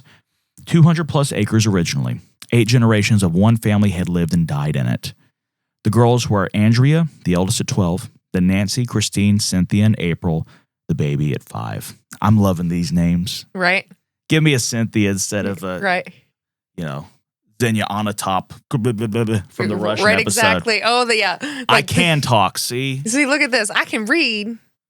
Anyway, the story the family tells is that as they were moving in, they were given a warning that the previous occupant left a message for them about the house. The version Andrea Perron has repeated is essentially leave the lights on at night. God, okay. Oh, I'm going to hate this. I stay up late by myself. Oh, my God. Ugh. It started with small domestic wrongness. Brooms going missing and turning up in other rooms. The sound of someone sweeping the kitchen at 3 a.m. Clothes disturbed. Bed shaking. The distinct, repeated sensation of a hand pressing on a mattress as if someone had sat down. Then the smell. Every Perron daughter has independently described this one. Before anything happened, the house filled with the smell of rotting flesh, an actual, sourceless physical stink of decay that arrived first and functioned as a warning. Then the entities. Notice I said entities, plural there. The family came to understand there were multiple presences. And not all of them were hostile. Andrea has always been careful about this. There were spirits in that house the girls felt affection for. One they called Manny, a man in a brown shirt who watched over them. Children, a woman who was simply sad. And then there was the one that hated Carolyn. The mother took the brunt of it. That is consistent across every account from every Perron. Carolyn Perron was bitten. Puncture wounds appearing on her body. Bruises struck. Objects thrown at her. Andrea described an entity that would appear near her mother's bed and lean in, and a voice that made specific personal threats. Carolyn began to change. She lost weight. She became someone her daughters didn't fully recognize. April, the 5-year-old, said her bed levitated with her in it. Roger Perron, a working man, not a believer, a man who, by his daughter's account, spent years refusing to accept any supernatural explanation, eventually stopped arguing about it. That's the detail that carries the most weight for me. The skeptic in the house gave up being the skeptic. That's... Got scared enough that they knew something was happening. And now the part that no horror movie will ever be able to dramatize because it isn't scary, it's just American. They stayed 9 years. They stayed until 1980. They stayed because they had put everything they had into that house and they could not afford to leave. Roger Perron worked. Carolyn Perron worked. They had 5 children. There was no equity to pull, no second property, no family money, and no market for a farmhouse in rural Rhode Island in the middle of the 1970s stagflation economy. Every single time you watch a haunted house movie, you think, why don't they just leave? I mean, that's the answer. Yeah, typically it's money. They're trapped. Yeah. Could you imagine? And so many of these stories, it's very similar. And obviously in movies and stuff, it's a trope, but like the family spends everything they have to get this house and they're so excited to have more space and it's going to be great. And then they get stuck because they spent their life savings or they took out, they have nowhere to go. God awful. So 1973, enter the Warrens here. Carolyn Perron went to a lecture. Ed and Lorraine Warren were on the college circuit by then, and Carolyn heard them speak. And afterwards, she told them that was what was happening in her house. They came out multiple times over roughly a year. Lorraine walked the house and delivered the name that would eventually make $1 billion. She identified a malevolent female presence, and the name that got attached to it was Bathsheba. Bathsheba was framed. I always thought that was an interesting name. Yeah. Bathsheba Thayer Sherman was a real woman. Born March 10th, 1812 in Burrillville, Rhode Island. Died May 25th, 1885 at 73. She was buried in Harrisville Cemetery. The legend attached to her, the one the Warrens amplified in the film canonized, says she was a witch. That she sacrificed an infant to Satan, that a baby in her care was found with a needle driven into the base of its skull, and that she hanged herself. The documentary word. She was not convicted of anything. She was not tried for anything. There is no court record. The infant story appears in local folklore and cannot be traced to a contemporaneous legal proceeding. She died of natural causes at 73, paralysis per the record. She was eulogized by a priest and buried in consecrated ground. That last one settles it. In a small 19th century Rhode Island town, a woman suspected of infanticide and devil worship does not get a priest and does not get consecrated ground. The community that actually knew her buried her as a Christian.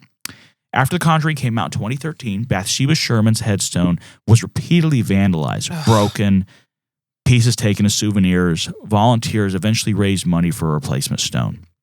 A $1 billion film franchise took a real woman who had been dead for 128 years, called her a child-murdering witch on the basis of gossip, God, I can't talk, sorry, and got her grave smashed. That pattern is old, and it is specific. An older woman living rural, associated with childcare and with the household, dies, and a story attaches to her that she killed a baby. That is the witch accusation template. That is Salem. That is Würzburg. That is the entire European witch panic in one sentence. When an infant dies and there is no explanation, find a woman. Yep.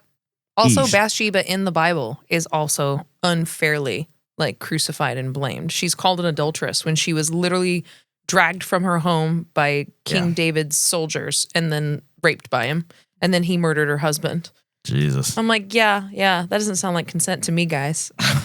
When you're brought by the military to the one person who can chop your head off if you tell them no. Oh, it was her fault, man. Yep. God. Andrea Perrin, and I have enormous respect for her for this, has said publicly in recent years that she is no longer convinced Bathsheba was ever the entity in that house at all. She is pointed instead towards another woman associated with the property, an Arnold matriarch said to have hanged herself in the barn in 1797. The eldest daughter, who lived it, has walked back the name that made everyone else rich. Good for her. I wonder, because you look at these when there's no record, so as the same way that the Warrens would stake out these allegedly haunted houses, do you think that they're when they hear these stories, they're looking into history, looking into folklore? So then when Lorraine comes in, she's like, this is the name of the person, right? And it this person did live here. I could see them getting the history of the property, of the area, and this character got hanged here. Let's build a story around this. This seems, this will work really good. Let's use this one. Scare them. And here we are. Here's the night everything broke. The movie shows you a different one. In or around August of 1974, the Warrens conducted a seance in the Perrin farmhouse. Accounts describe a medium being brought in. Carolyn Perrin was placed at the center of it, on the Warrens' insistence, their position being that she was under oppression, close to possession, and that intervention was necessary immediately or she would be lost. Andrea Perrin was not supposed to be in the room. She was 16. She watched anyway. In her words, "My mother began to speak a language not of this world and a voice not her own. Her chair levitated and she was thrown across the room. I just know that evil exists, and it was an energy, a very powerful force, that entered my mother for a few moments and spoke in a language through her that does not exist on this planet." Roger Perrin ended it. He got his wife off the floor and he threw Ed and Lorraine Warren out of his house and he told them never to come back. And they never did. Andrea Perrin's assessment of the night, given decades later and repeated consistently, the worst night of her life, an absolutely dangerous thing to do, very irresponsible. And the phrase she uses that I cannot improve on, spiritual malpractice.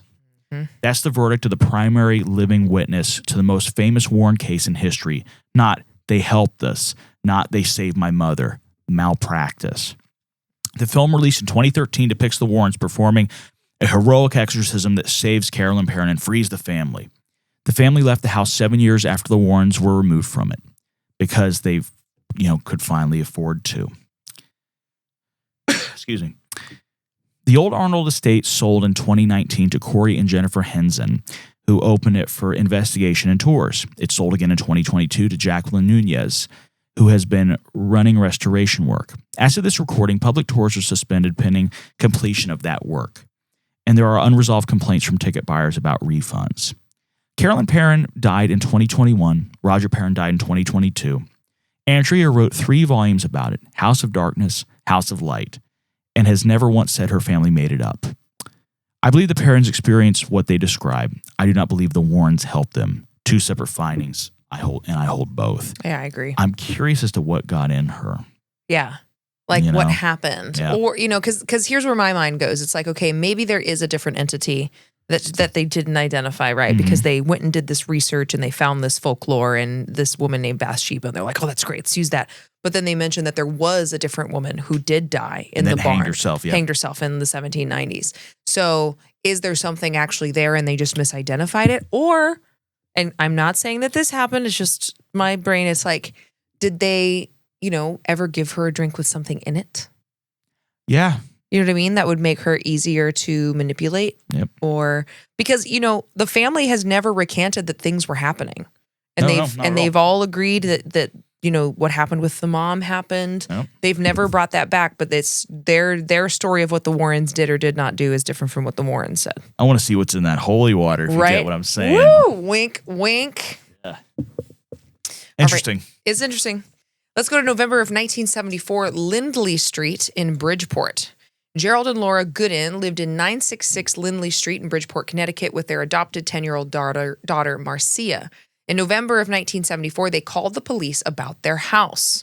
What followed was briefly the biggest paranormal story in the U.S. Objects were moving, furniture was overturned, the refrigerator reportedly moved across the floor, a crucifix on the wall reversed, television sets and heavy furniture were toppling, and critically, and this is kind of something that gets argued about a little bit, the witnesses were not just the family. Bridgeport police officers and firefighters on duty reported seeing things moved. Several of them are actually in the record.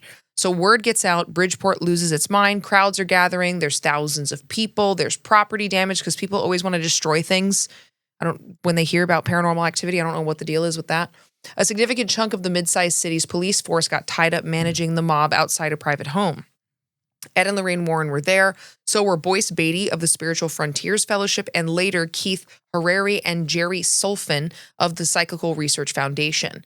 And then after 3 days, Bridgeport Police Superintendent Joseph Walsh held a press conference and announced that the whole thing was a hoax perpetrated by 10-year-old Marcia Gooden and closed the case. So there's 2 kind of observations about this press conference. One is that the superintendent had thousands of people in the street, needed them to go home.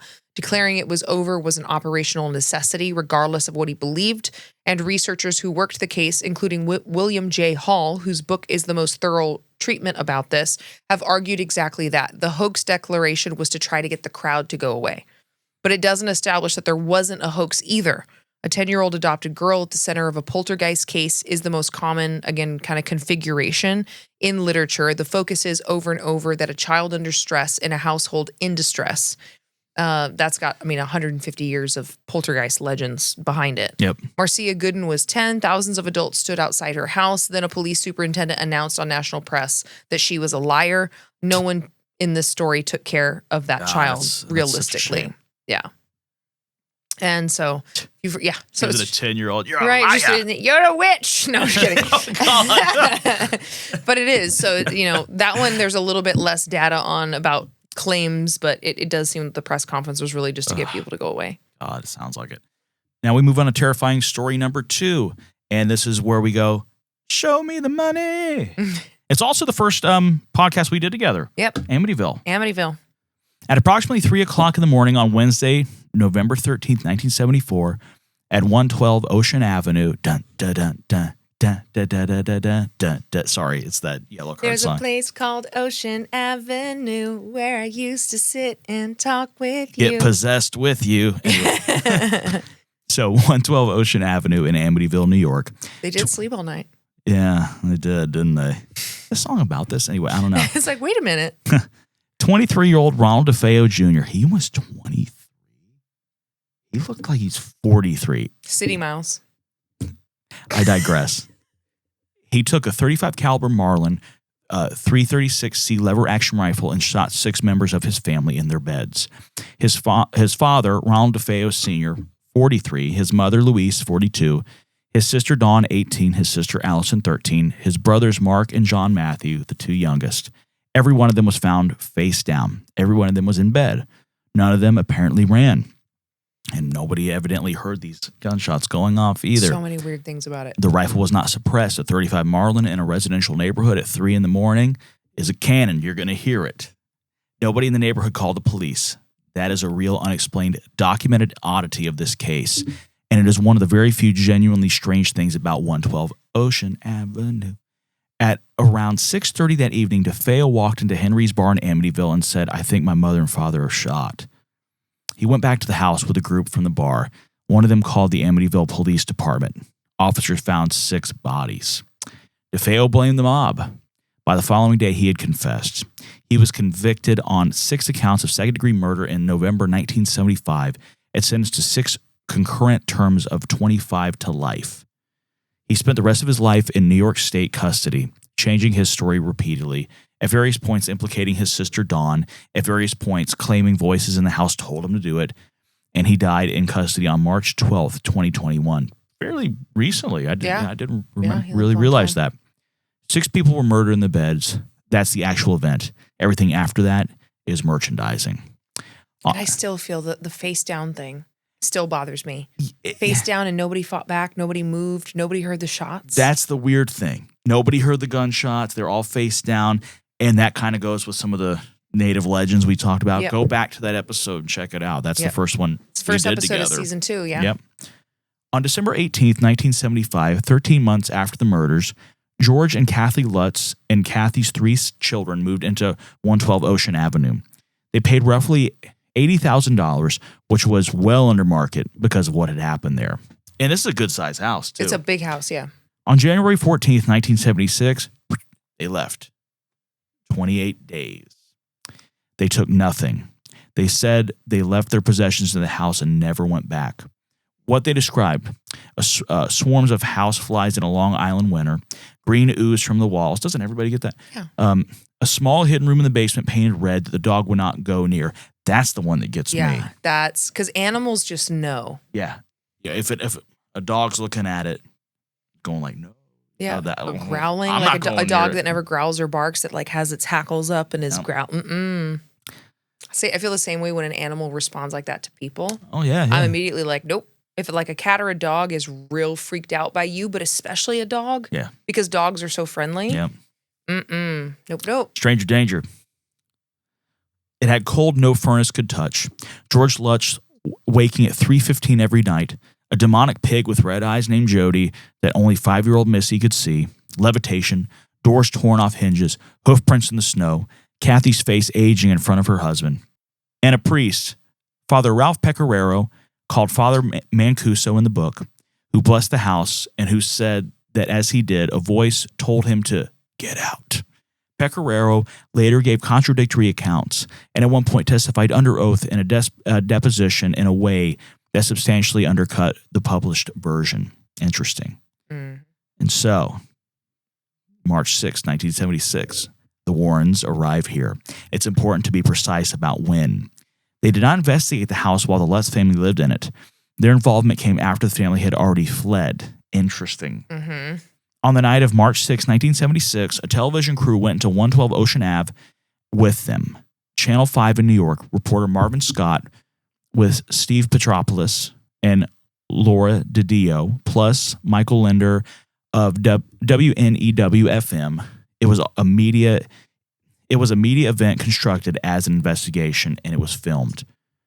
Ed and Lorraine Warren conducted a seance in that house. Lorraine Warren's account, overwhelming, oppressive evil. She said it to Marvin Scott and repeated for the rest of her life, "Marvin, I hope this is as close to hell as I'll ever get. I say the same thing on my gigs. When I'm downtown walking, Nashville. On the weekend when I'm walking there, I hope this is as close to hell as I ever get. That's how I feel whenever I envision myself on one of those party buses. Oh my God, that is hell. And like it just looks. I hope seeing it from the sidewalk is as close to hell as I ever get. I got stuck behind one recently, and I was so mad. It's like, move out of the way. Sorry, I'm all of a sudden getting a headache for some reason. It's the oppression. There's a demon here. Yeah, it's the His party. name's Bartholomew. Marvin Scott's account of the same night, given years later, is one of my favorite pieces of testimony in this entire episode. Other than a brief chill, after all, it was February, I felt nothing unusual. He also said the main source of excitement among his crew that night was wondering when they'd be allowed to eat their sandwiches. That'd be me. I'm like, what are we going to eat? There's a lot of things I would do for a good sandwich. Oh, yeah. To be clear, there's a lot of things I wouldn't do, but I do love a good sandwich. That does sound good. 2 people, same room, same hours. One of them experienced the closest thing to hell on earth. The other one was cold and thinking about a sandwich. That'd be me. I'd be holding the boom mic going, hey, what are we eating again? Yeah, did we get it from the deli? Oh, yeah, man. As my pant size just keeps increasing. Anyway, that night produced the famous artifact. An infrared camera left running unattended overnight, which caught a frame appearing to show a small boy with glowing eyes in a doorway. I'm sure you guys have all seen this. If not, look, it's very interesting. It's been reproduced 10,000 times. It has also been examined, and the common assessment is that it shows a member of the crew caught mid-frame. Not so exciting. Bummer. So, here we are. So, Jay Anson's The Amityville Horror, A True Story, was published in September 1977.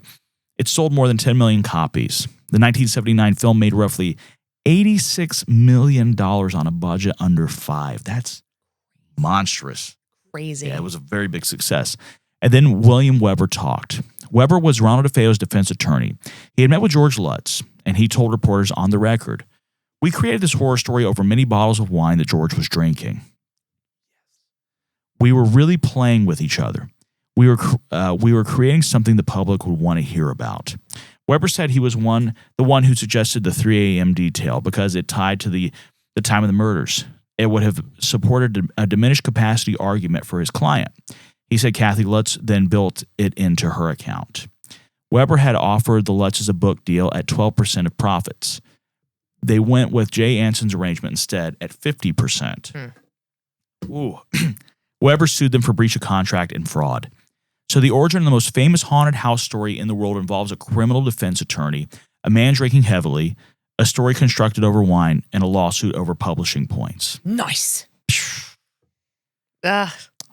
Oy.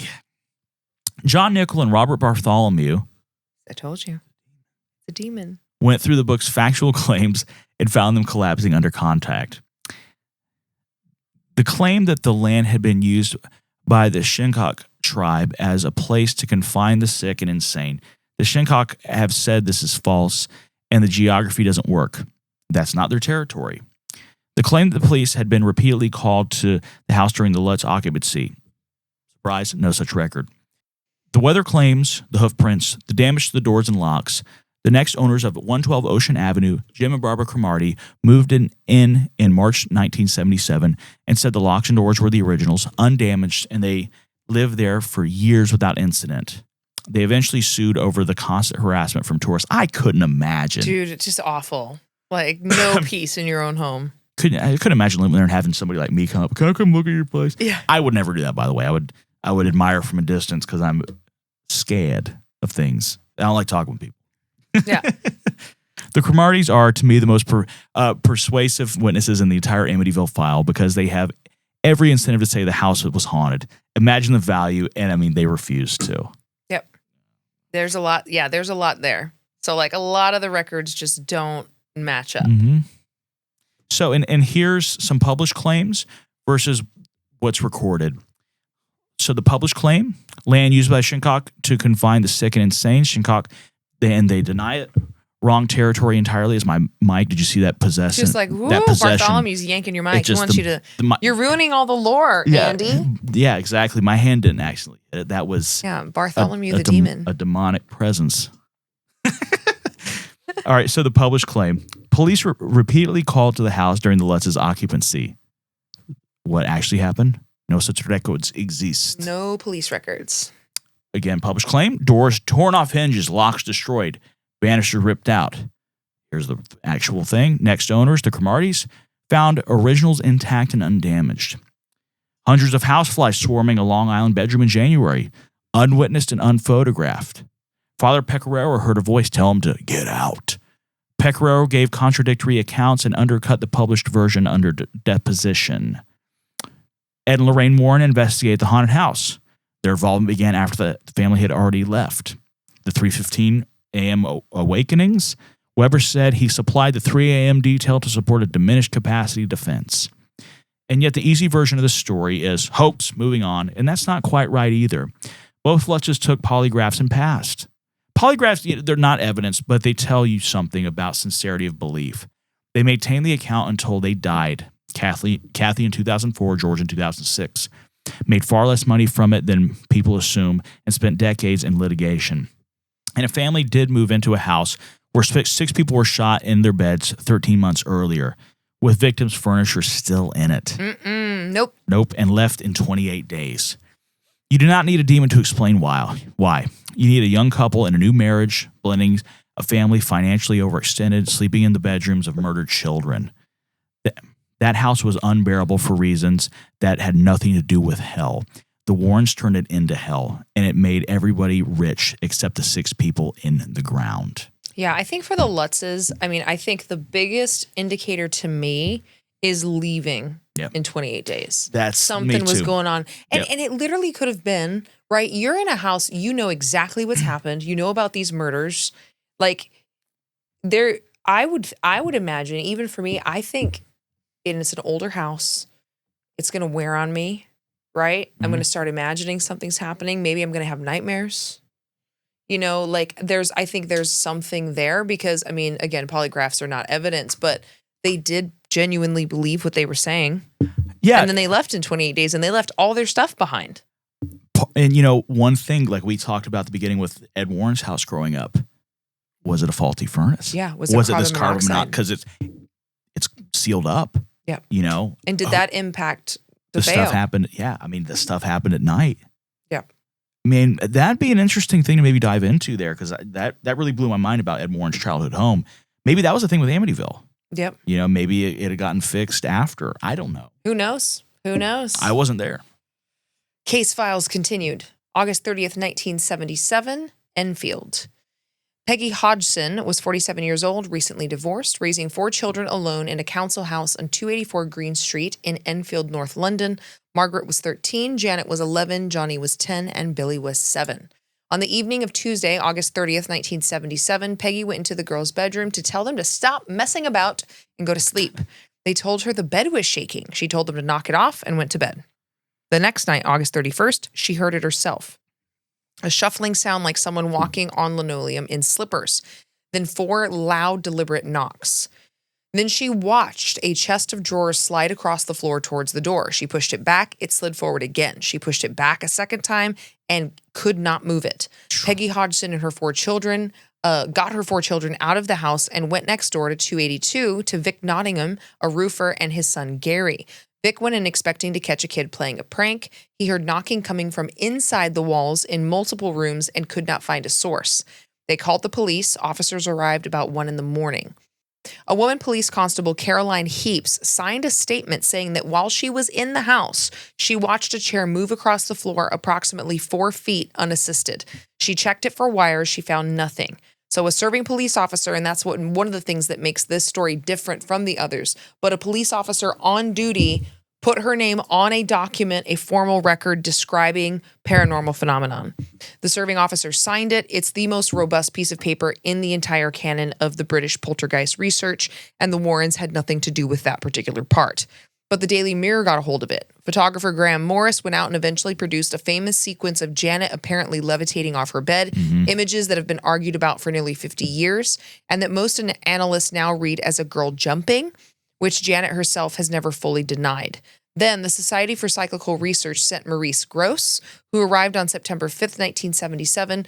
Gross was an inventor and engineer, and a man who lost his own daughter, also named Janet, in a motorcycle accident the year before, who came to cyclical research out of grief. He was later joined by Guy Lyon Playfair, a writer and researcher with genuine field experience. It's a hell of a name. Hell of a name. Between them, they spent more than a year in the house. Gross alone made over 250 tape recordings. Playfair wrote a definitive account called This House is Haunted, published in 1980.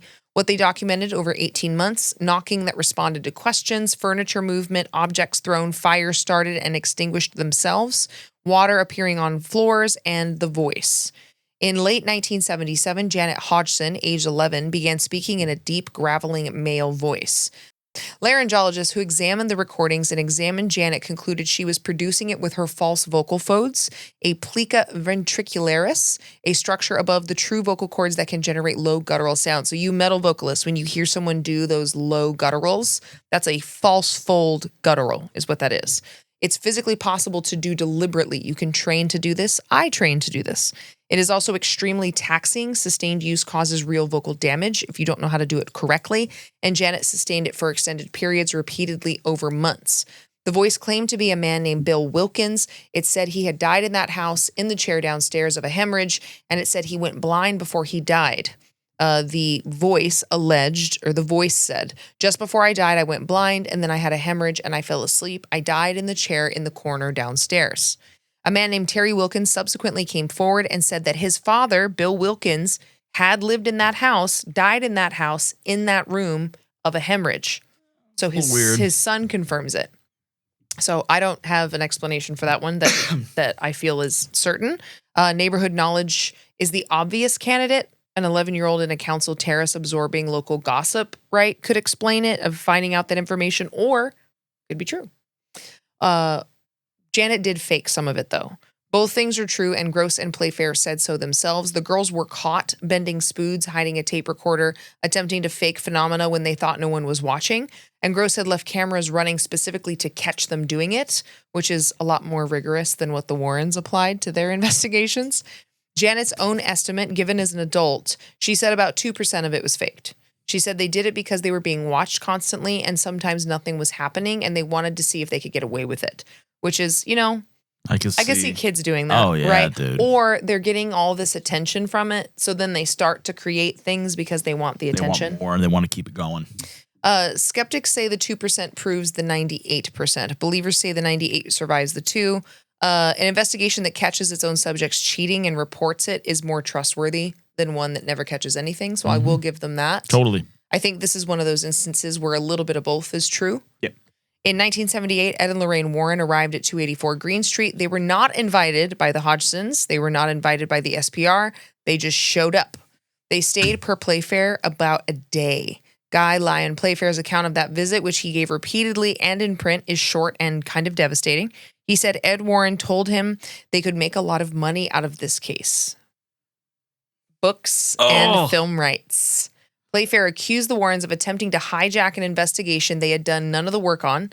He also disputed specific Warren claims about what they had witnessed on the premise, including the assertion that Ed had personally seen Janet levitate.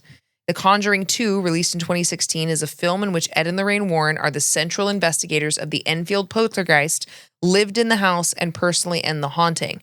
They were there for approximately 24 hours out of 18 months of investigation. Wow. Yeah. Maurice Gross and Guy Playfair, who did the actual work, who made the tapes, who wrote the book, who caught the fakery and reported it, are not included in the film. Peggy Hodgson stayed in that house for the rest of her life. She died there in 2003 of breast cancer. Billy Hodgson died in 2016. Janet Hodgson has spoken about it periodically over 4 decades, never made money with the story generated for other people. In 2023, the Apple TV Plus documentary series, built entirely from Gross's original tapes, she said, "I never really said this to anyone, but you never really feel completely yourself." She described it as something that you never get free of, that it comes back without warning. And of course, she was 11 when this happened. So the Warrens really tried to hijack that one. They showed up with their money sacks. Hey, we can really do this. We can really make some money off this. This is just awful. That's so shitty. I just rewatched all the Conjurings with my girlfriend, and I saw a couple that I hadn't seen. This sucks. Yeah, kind of ruins it. This sucks, For me, man. what ruins it before we even get to all of this is fucking Ed Warren with his 15-year-old live-in assault victim. This sucks. It's horrible. Gonna have so much to talk about in the fireside chat. Oh, God. Anyway, moving on. Quick ledger, because the cases from here on are inseparable from the business. Not a red flag at all. Not a red flag at all. What By 1980, the Warrens had a genuine publishing operation. Gerald Brittle's The Demonologist came out that year, the authorized biography, and so the core text of the whole mythology. Through the 80s and 90s, the books came steadily.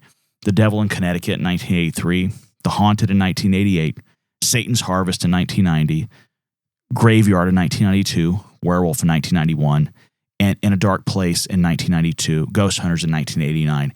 All of these sound like Tubi movies. They do. They sound like Tubi, like level D horror flicks. And I'm here for it. I know. Oh my God. Especially the Satan's Harvest. Yeah. Satan's Harvest 2, The Reckoning. That also sounds like a threat that like your super religious mother would tell you about like going out with a boy. You're going to be Satan's harvest. Oh my God. It's facts. I feel like someone I know has heard something similar to that. I feel like. Because then you can do movies. You have Satan's Harvest. Yep. Satan's Harvest 2, The Reckoning. Satan's Harvest 3. Redemption. Satan's Harvest 4, The Beginning. Yes. Which goes they go back right before the original Satan's Harvest. We got this. Okay, guys, listen, new plan. We're going to raise money. We're going to build a really terrible horror franchise, but it's going to be so bad it's good. I'm all for it. Let's do it. We can cast like Lou Diamond Phillips in it or Eric Estrada from Chips. Or see if Steven Seagal will come over and do a cameo. We can't afford him. Listen, it could be really bad kung fu horror films. Oh my God. And this is the Satan Harvest franchise. We have to make this happen. We have so many good ideas. My God. So many good ideas. Now I can't even read this. I'm just trying to think of who we could cast, like Dolph Lundgren, Jean-Claude Van Damme. There it is. Billy Blanks, maybe. You know what? I think it's a great idea. Anyway, I could go on about bad movies. Oh man, how much time you got? Yeah, geez. So these books, though, almost none of them were written by the Warrens. This just keeps getting worse and worse. They were written by hired professionals, journalists and horror novelists, working from interviews. That's an ordinary publishing arrangement. What matters is what one of those authors says he was told to do, and we got there in 1986. The lecture circuit ran at a reported $1,000 to $5,000 a night. It's a lot of money back then. Oh, yeah. That's a nice chunk of change now. Even. Yeah. They were on television constantly. In 1998 and 1999, Tony Spera's cable program, Seekers of the Supernatural, put the family on air directly. The claimed career number vary by decade. 10,000 cases in later marketing. 3,000 cases, 7,000 interviews, 600 exorcisms, and the more careful accounts. There is no case log. There is no index. There is no archive open to researchers. For an organization founded on the model of the Victorian Cyclical Research Societies, which published everything, that absence is the loudest fact in the file. And that really is true because the Victorian Psychical Research Societies, like it was actual like scientists. It was scientists. It was, and there were other people like Sir Arthur Conan Doyle was very into the spiritualist. I don't remember if he was part of the research society, but he was very involved in that. He was into it. Very into it. So it was like this host of people, but had very different qualifications, and it was actual research. They came in trying to use the scientific method, trying to debunk it. And they published all of their findings. Yep. And that is such a big difference between what happened over, in the UK with that society and what they started here. And so now we move on to terrifying story number 4. Quattro. And this one put a man in prison. This story is also the basis of the third Conjuring movie, which for anybody that's listening was my least favorite. Yeah, I wasn't a fan. Oh, you did see that one? It was just kind of weird. I've seen all of them. Okay. Except for Last Rites. I haven't seen Last Rites yet. It's a good way to finish the series. Okay. Well, evidently. Who's the guy that plays Ed Warren? I forget his name. Let's look up the actors' names. The one that plays Lorraine, she has a metal band. Does she really? Yeah. I like the fake Lorraine Warren. Me too. Patrick Wilson and Vera Farmiga. Yeah. Vera Farmiga has a metal band. That's cool. Cool. Yeah. Cool. Anyways, just curious. Anyway, The third one sucked, but now the real story sucks even more. It sucks even more. Ugh. On July 2nd, 1980, in Brookfield, Connecticut, 11-year-old Danny Glatzel was helping his sister Debbie and her fiancé, Arn Cheyenne Johnson, clean a rental cottage in nearby Newtown that the couple were about to move into. David went upstairs alone. He came back down and said an old man had shoved him onto a bed. He described him, small, withered, black eyes, jeans, a flannel shirt. Kind of looks like me after I've done too many gigs, you know. That night, he woke screaming. Over the following weeks, the family described a rabid, terrifying escalation. David saw the figure repeatedly. He described a beast with black fur, hooves, and a monstrous face. He developed marks on his body, scratches, bruises, welts appearing in front of witnesses. He hissed, he spat, he growled. He spoke in voices that were not his. He recited passages from the Bible and, in the family's account, from Milton, a text an 11-year-old had no reason to know. He predicted things. He described the family in vulgar detail. He stopped sleeping. The Glatzels, devout Catholics, went to their parish. And then Judy Glatzel called, you guessed it, Ed and Lorraine Warren. The Warrens moved in on the family and did not leave for months. Ed Warren's own summary in his own words. We know there were 43 demons in the boy. We demanded names, and David gave us 43. We demanded names. An 11-year-old child in acute crisis was interrogated by adults until he produced 43 answers. I could see him just shaking the kid. Tell us, kid. Yeah. Tell it. Just smacking him, kind of like that scene in Airplane. The demon's name is Brian. Yeah. Okay. Next one. There's 43. Come on. Ugh. In October 1980, 3 lesser exorcisms were performed by Catholic priests at the family home and at St. Joseph's Church in Brookfield. The Warrens documented them. Audio exists. Some of it has been broadcast. And during one of these sessions, Arn Cheyenne Johnson, Debbie's 19-year-old fiancé, a tree surgeon. I love that term, tree surgeon. Right. A young man watching a child he loved go through something no one could stop, screamed at whatever was in the room and challenged it to come into him instead. Take me, leave him.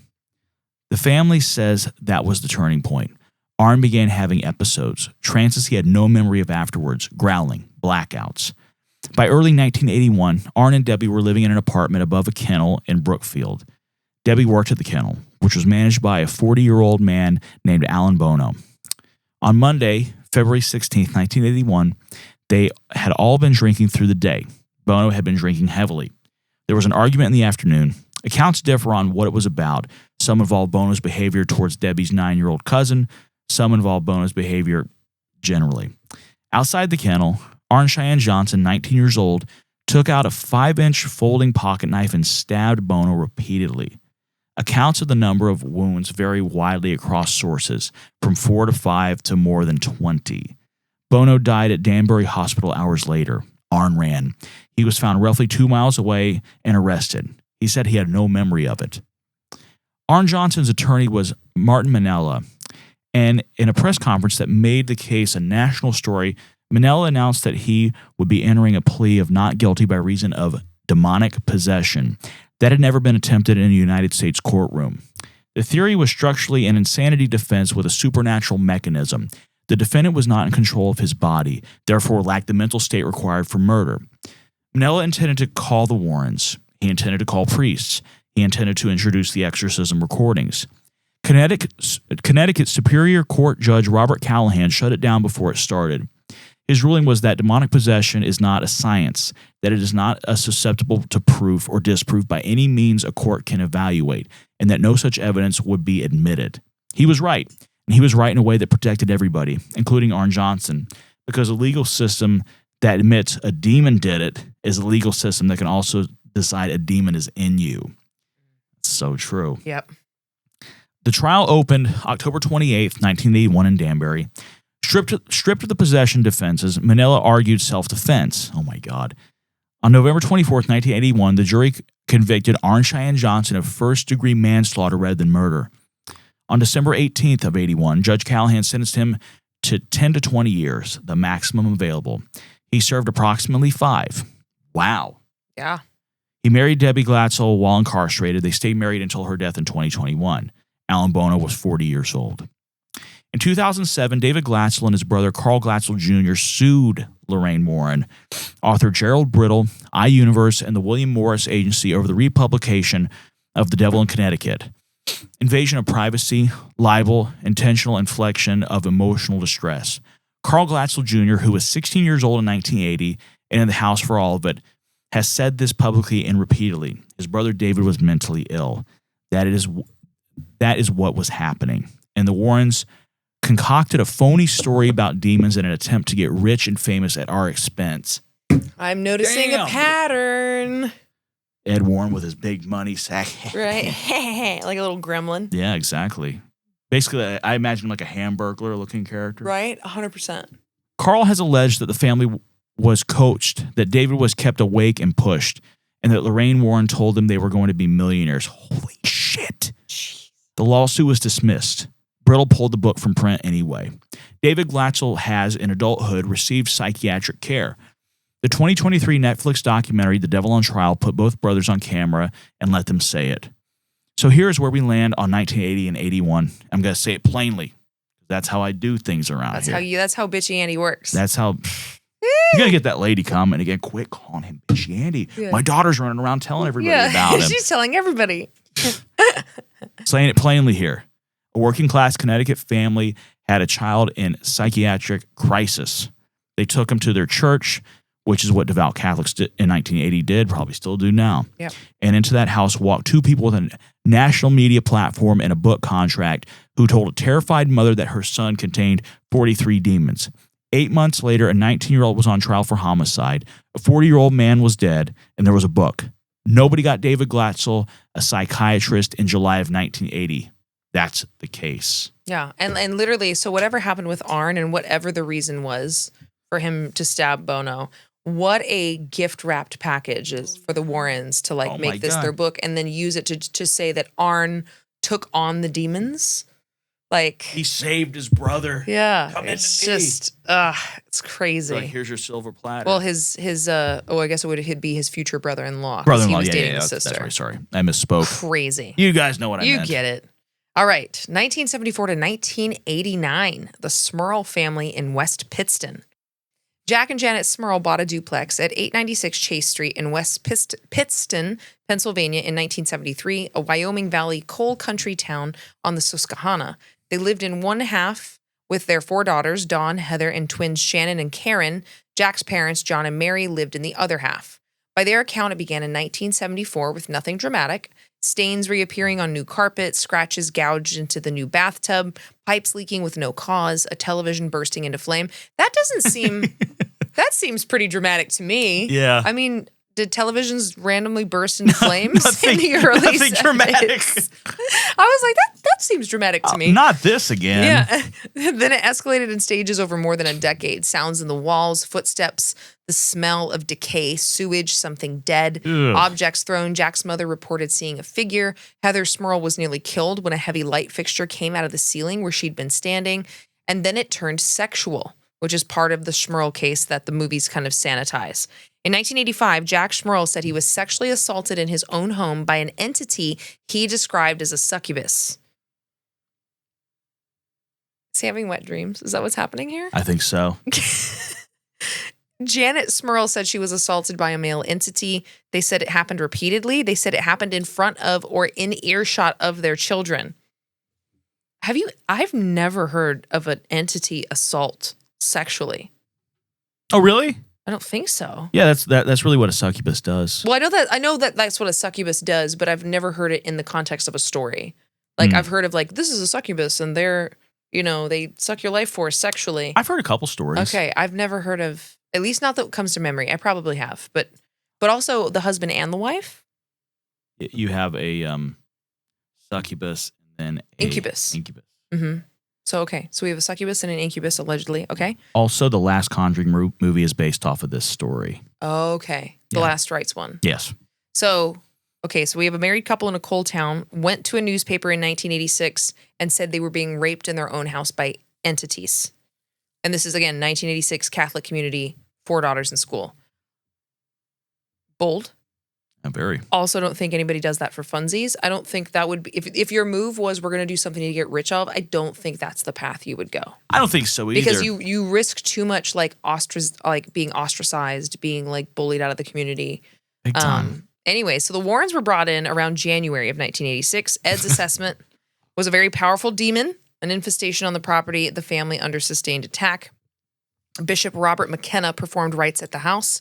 In August of 1986, the Smurls went public, first through the Wilkes-Barre Press, and West Pittston got Lindley Street treatment, of course, crowds, traffic, souvenir hunters trying to tear pieces off the house. Robert Curran's book, The Haunted, came out in 1988. A television movie followed in 1981. And, of course, Conjuring Last Rites 2025 draws on this case. I'm sorry to interrupt, but with the Warrens, I just imagine them now like they're like outside the house in a bush just rubbing their hands together. Skeptics and journalists went at this one hard and found real problems. Paul Kurtz and investigators associated with the Committee for the Scientific Investigation of Claims of the Paranormal. Jesus. Catchy. God, what a name, right? Catchy name. Well, I'm glad they kept it so succinct. Yeah. They examined the house and the claims and found no supporting physical evidence.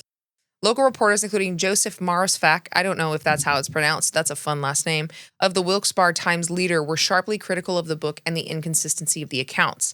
The neighbors in the attached half of a duplex, again, they share a wall, reported nothing.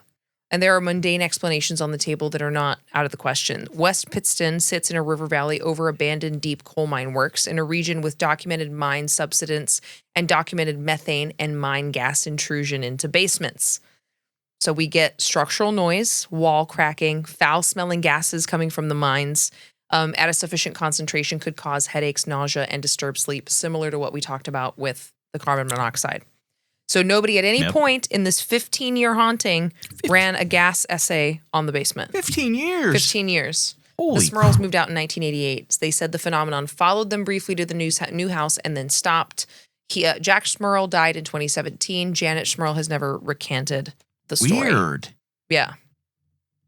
15 years, nobody does a gas assessment. I'm noticing nobody does a gas assessment in quite a lot of these, quite frankly. No gas assessments, and if you noticed, it always happens to the Catholics. Yeah.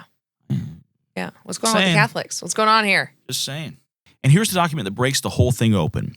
In 1986, Alan and Carmen Snedeker rented a duplex at 208 Meridian Avenue in Southington, Connecticut. They moved there for the most sympathetic reason in the entire episode. Their 13-year-old son, Philip, had Hodgkin's lymphoma. Ugh, it's awful. And the house cut his commute to treatment in Hartford. Shortly after moving in, they discovered that what the building had been. The Hallahan Funeral Home. God, man. Oh. It's like something that would happen to me. Right. You're like, are you serious? Found this nice house. Okay. The equipment was still in the basement. Casket lifts, a drain, a pit, toe tags. Holy hell. No, I don't think so. Philip, honestly, like I think I could live in a building that was formerly a funeral home, provided it didn't have all the shit still in it. If it still had everything in it, I'm not. Yeah. I don't think I can get past that mentally. Yeah. I'm gonna get too freaked out. I'd be donating a lot of stuff to Hale Dark Aesthetics. Right. Philip took the basement bedroom. Brave kid. Yep. What the family described afterwards, Philip's condition deteriorating, not just physically, but psychologically. Visions, voices, violent personality change. Carmen said she was sexually assaulted by entities. Al said he was sodomized. Good Lord. We got more of this. Good God. The girls in the house described being touched, mops turning to blood, water turning to blood. Philip Snedeker was eventually diagnosed with schizophrenia and institutionalized. He was also convicted of sexually assaulting a young female relative, and his mother's public position was that demons were responsible. Oh, my God. The Warrens arrived in 1988, and what they ran described as a 9-week investigation. Bishop Robert McKenna performed an exorcism. Do you think they were paying Bishop Robert McKenna? Of course. Yeah. Of course. Yeah. Good. Kind of figured. Yeah, he's in on the take. He's in on it. The Warrens hired the horror novelist Ray Garton to write the book. It was published in 1992 as In a Dark Place, The Story of a True Haunting. That title sucks. It's so bad. Like, that's the best you can come up with? It sounds like an AI title, Ray Garton. Yeah. Anyway. It's very on the nose. I'll deal with you later. Just kidding. Garton has spent the last 30 years telling anyone who asks what the job was actually like, and his account has never wavered. He said the family members' stories contradicted each other constantly and were irreconcilable, that he could not build a coherent narrative because there clearly wasn't one, that he went to Ed Warren with the problem. And here is what Garton says Ed Warren said to him. They're crazy. All the people who come to us are crazy. That's why they come to us. Just use what you can and make the rest up. You write scary books, right? Well, make it up and make it scary. I hate this now. Right? I told you weren't going to like it. As if you recall, I did tell you that when we deep dive on the Warrens, you weren't going to like it. I don't remember anything. I'm an old man that can't remember anything. I'm just kidding. I'm not old. I'm finally aged. Vintage. Vintage. Garton says he insisted on a disclaimer in the book. He has said he considered the book fiction. He has said the Warrens' operation was, in his experience, a story factory. Wow. Garton has an axe. He fell out with the Warrens. There was money involved, and a court would want to hear about it. Hear about that. Weigh it. Yeah, so we kind of have to weigh that in there because there was conflict in money. But the quote has been in public circulation since the 1990s. Ed Warren lived until 2006 and never sued. Lorraine lived until 2019 and never sued. This is a family demonstrably willing to litigate. And the most damaging sentence ever attributed to Ed Warren went unchallenged for 15 years while he was alive to challenge it. That says a lot, There's man. a lot that they wouldn't sue because then when you sue, you have discovery. Yep. Absolutely. They probably didn't want that coming out. They didn't want that smoke. Oh, definitely not. The landlord and neighbors who kept records disputed essentially all of it. No tenant before the sent occurs and no tenant after has reported anything. A neighbor, Kathy Altmus, kept a contemporaneous journal of the period that does not support the published accounts. The 2009 film, The Haunting in Connecticut, made about $77 million.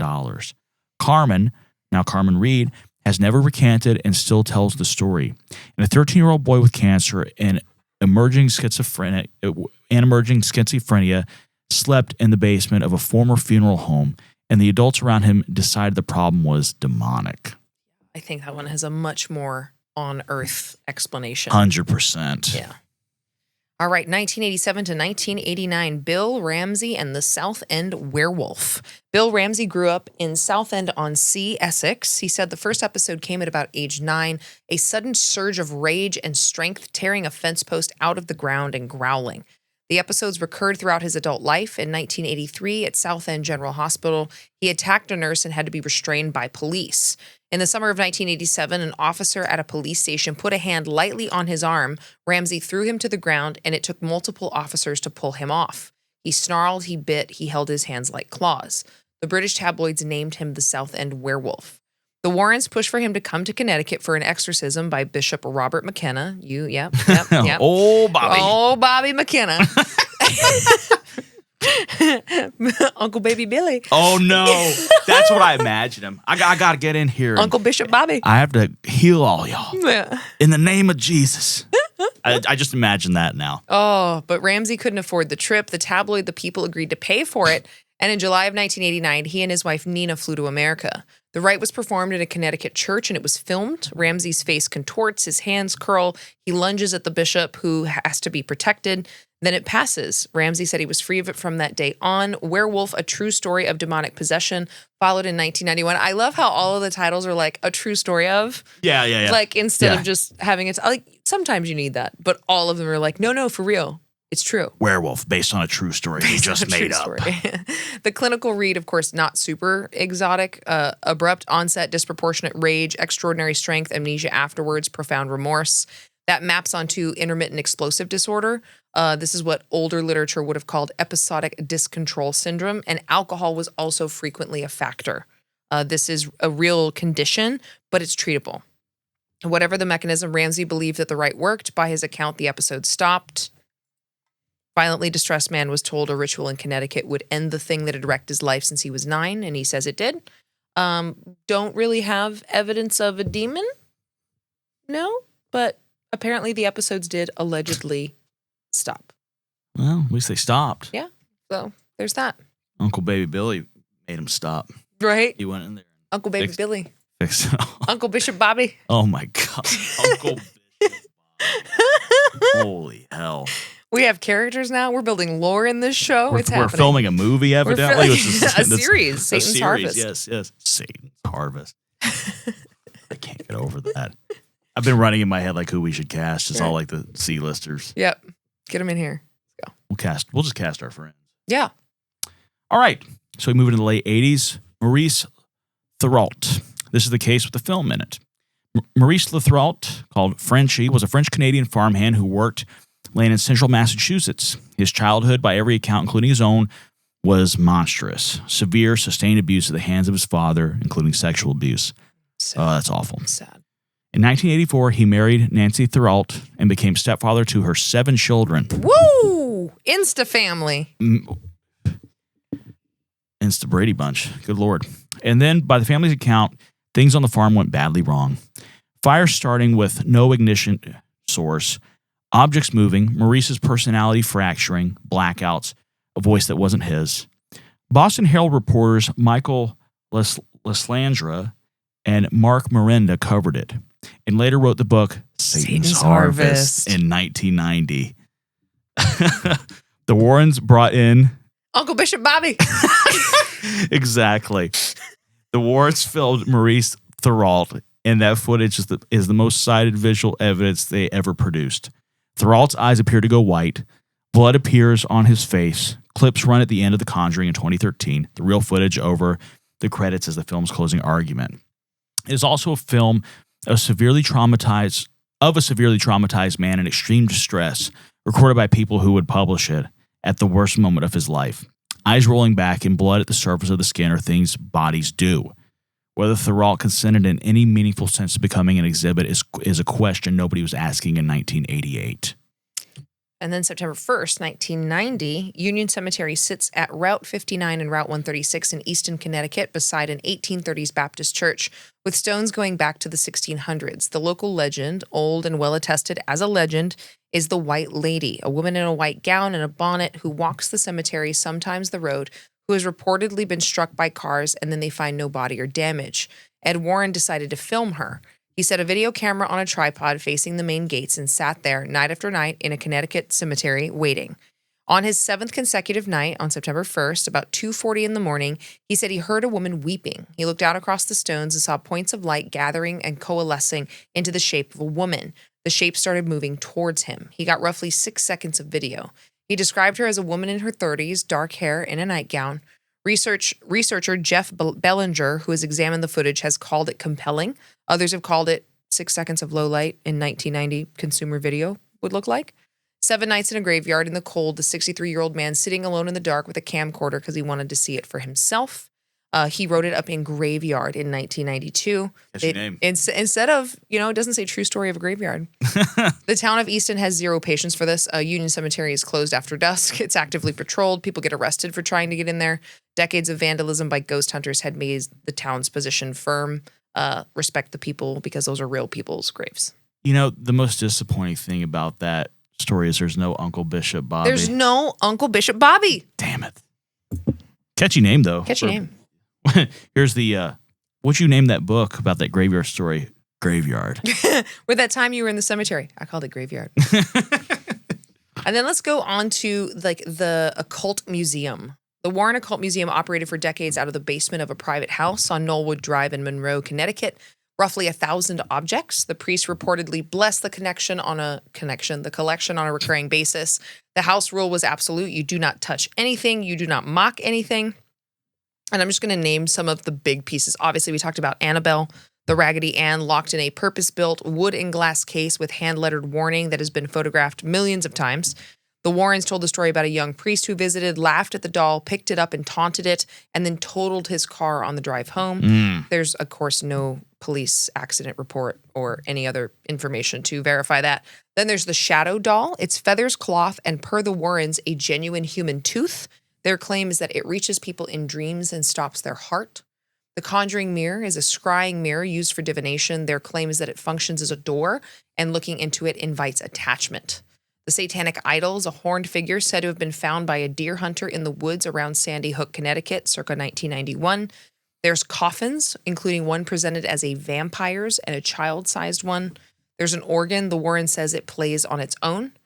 a child's toy dinosaur. This is David Glatzel's from the Brookfield case, a sick 11-year-old's toy in a display case in the basement, of course, monetized for 45 years.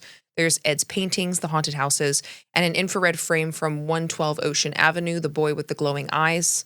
The Warrens' position was internally coherent that these objects are hazardous. They're contained here for public safety, and the museum exists so people understand what they're inviting when they play with a Ouija board. The counter position is this is a paid attraction in a house that moved merchandise so that they could make money off of it.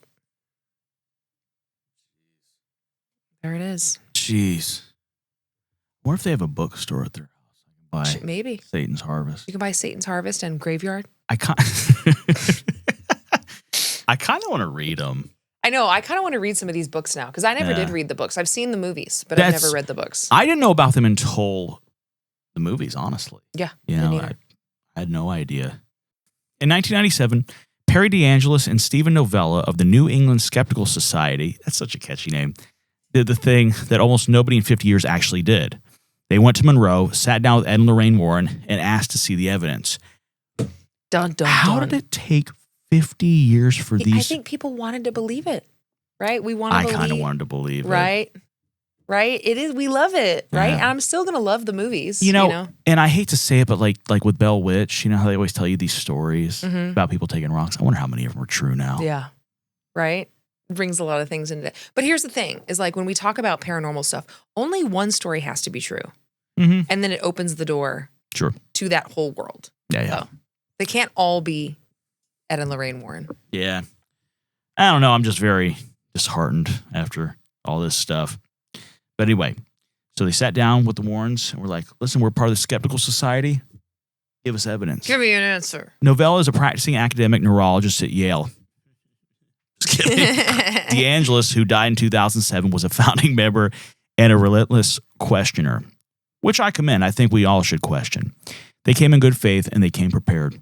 What they were shown, photographs, audio, stories. What they weren't shown, anything that could be tested, chained, dated, or verified by anyone outside the room. Their published conclusion on the Warrens' body of evidence was one word, and Perry DeAngelis picked it. Blarney. All of it. What a great word. What a great word. That is, I would expect somebody of the Skeptical Society to say that. Yeah, Blarney. They would use Blarney. Bunch of nerds. Anyway, that assessment has been echoed by essentially every serious investigator who has looked. Joe Nickel, who has spent a career doing this and who does not throw the word around, described Ed Warren as notorious for exaggerating and in some cases inventing incidents, and specifically for the maneuver at the center of the Warren method, taking an ordinary reported haunting and upgrading it to demonic possession because demons sell. Ghosts are a local news segment. A demon is a book. One more, and it's small and it's fatal. Lorraine Warren's psychic abilities were, in the Warren literature, validated by the scientific testing. That claim is load-bearing. It's what separated her in the marketing from every storefront palm reader in America. Watch the claim move. In The Demonologist, 1980, it's testing at UCLA. In Ghost Hunters, 1989, the researchers named as Dr. Viola Barron. In Ghost Tracks, 2004, the name is Thelma Moss, a real UCLA parapsychology researcher, a significant figure in that field. Barry Taft worked alongside Thelma Moss at UCLA for years. He is the researcher on the Doris Bither case, the one that became The Entity. He has stated flatly that he never met the Warrens, that he has no knowledge of Lorraine Warren ever being tested at UCLA, and his assessment of the couple is that they were, in his words, nuts and religious fanatics. Wow. The credential change shaped 3 times across 24 years. Memories fade. They don't acquire new proper nouns. Yeah, because it would be different if it was like, it was at UCLA with this doctor, and then later it was at UCLA, but I can't remember the name of the doctor now. You know, when you get to old age, instead of a new person, you know, getting attached to it. Ed Warren had a heart attack in 2001, then a stroke, which took his mobility, and worse for a man who built his entire life on stage, his speech. He never got it back. The lecture tour was over. The travel was over. Lorraine cared for him. Edward Warren Miney died at home in Monroe, Connecticut on August 23, 2006 of complications from the stroke. He was 79 years old. He is buried at Stepney Cemetery in Monroe, one of the 2 cemeteries the White Lady is said to walk. He and Lorraine had been married for 61 years. And pretty amazing. He had a mistress for 40 years of it, so it's not like he had to stay committed to one person. True. I forgot about that. Sorry, my brain's not. Yeah, but I mean, together from the movie theater aisle in 1944 until Monroe in 2006, and then Judith Penny was, according to her account, with them for a very large chunk of that time. It's 40 years. So weird. It's so weird. It's so weird. It's so weird. But from 2007 to 2019, Lorraine kept going. She was 79 when Ed died. She worked for another decade plus. A&E's Paranormal State, conventions, appearances, occasional case with Tony Spera. Then July 19th, 2013, The Conjuring opens. $20 million budget, $320 million worldwide. Lorraine was consulted. She has a cameo. James Wan's film is technically terrific. Obviously, it's a really good piece of horror filmmaking. It is. It also made Ed and Lorraine Warren into folk saints, right? Patrick Wilson and Vera Farmiga play them as tender, self-sacrificing, and of course, never wrong. Then behind it, the lawyers. Producer Tony DeRosa Grund went after Warner Brothers over profit participation in the sequels and spinoffs, a claim reported at $900 million. Author Gerald Brittle, who wrote The Demonologist in 1980, went to court claiming his contract gave him exclusive rights to the Warren case files. Brittle's legal argument contained one of the great ironies of American entertainment law. To protect his rights, his side argued the Warren cases were not historical fact because facts cannot be copyrighted, but fiction can. The people closest to the material went into a courtroom, argued it was made up in order to own it. Warner Brothers settled with DeRosa Grund, and it was in the middle of that fight in 2013, and then in far greater detail in reporting through 2017 that Judith Penny's account of her 40 years in the Warren household became public. DeRosa Grund has maintained that the studio buried it to protect the franchise. Penny has said she never received $1 from anyone.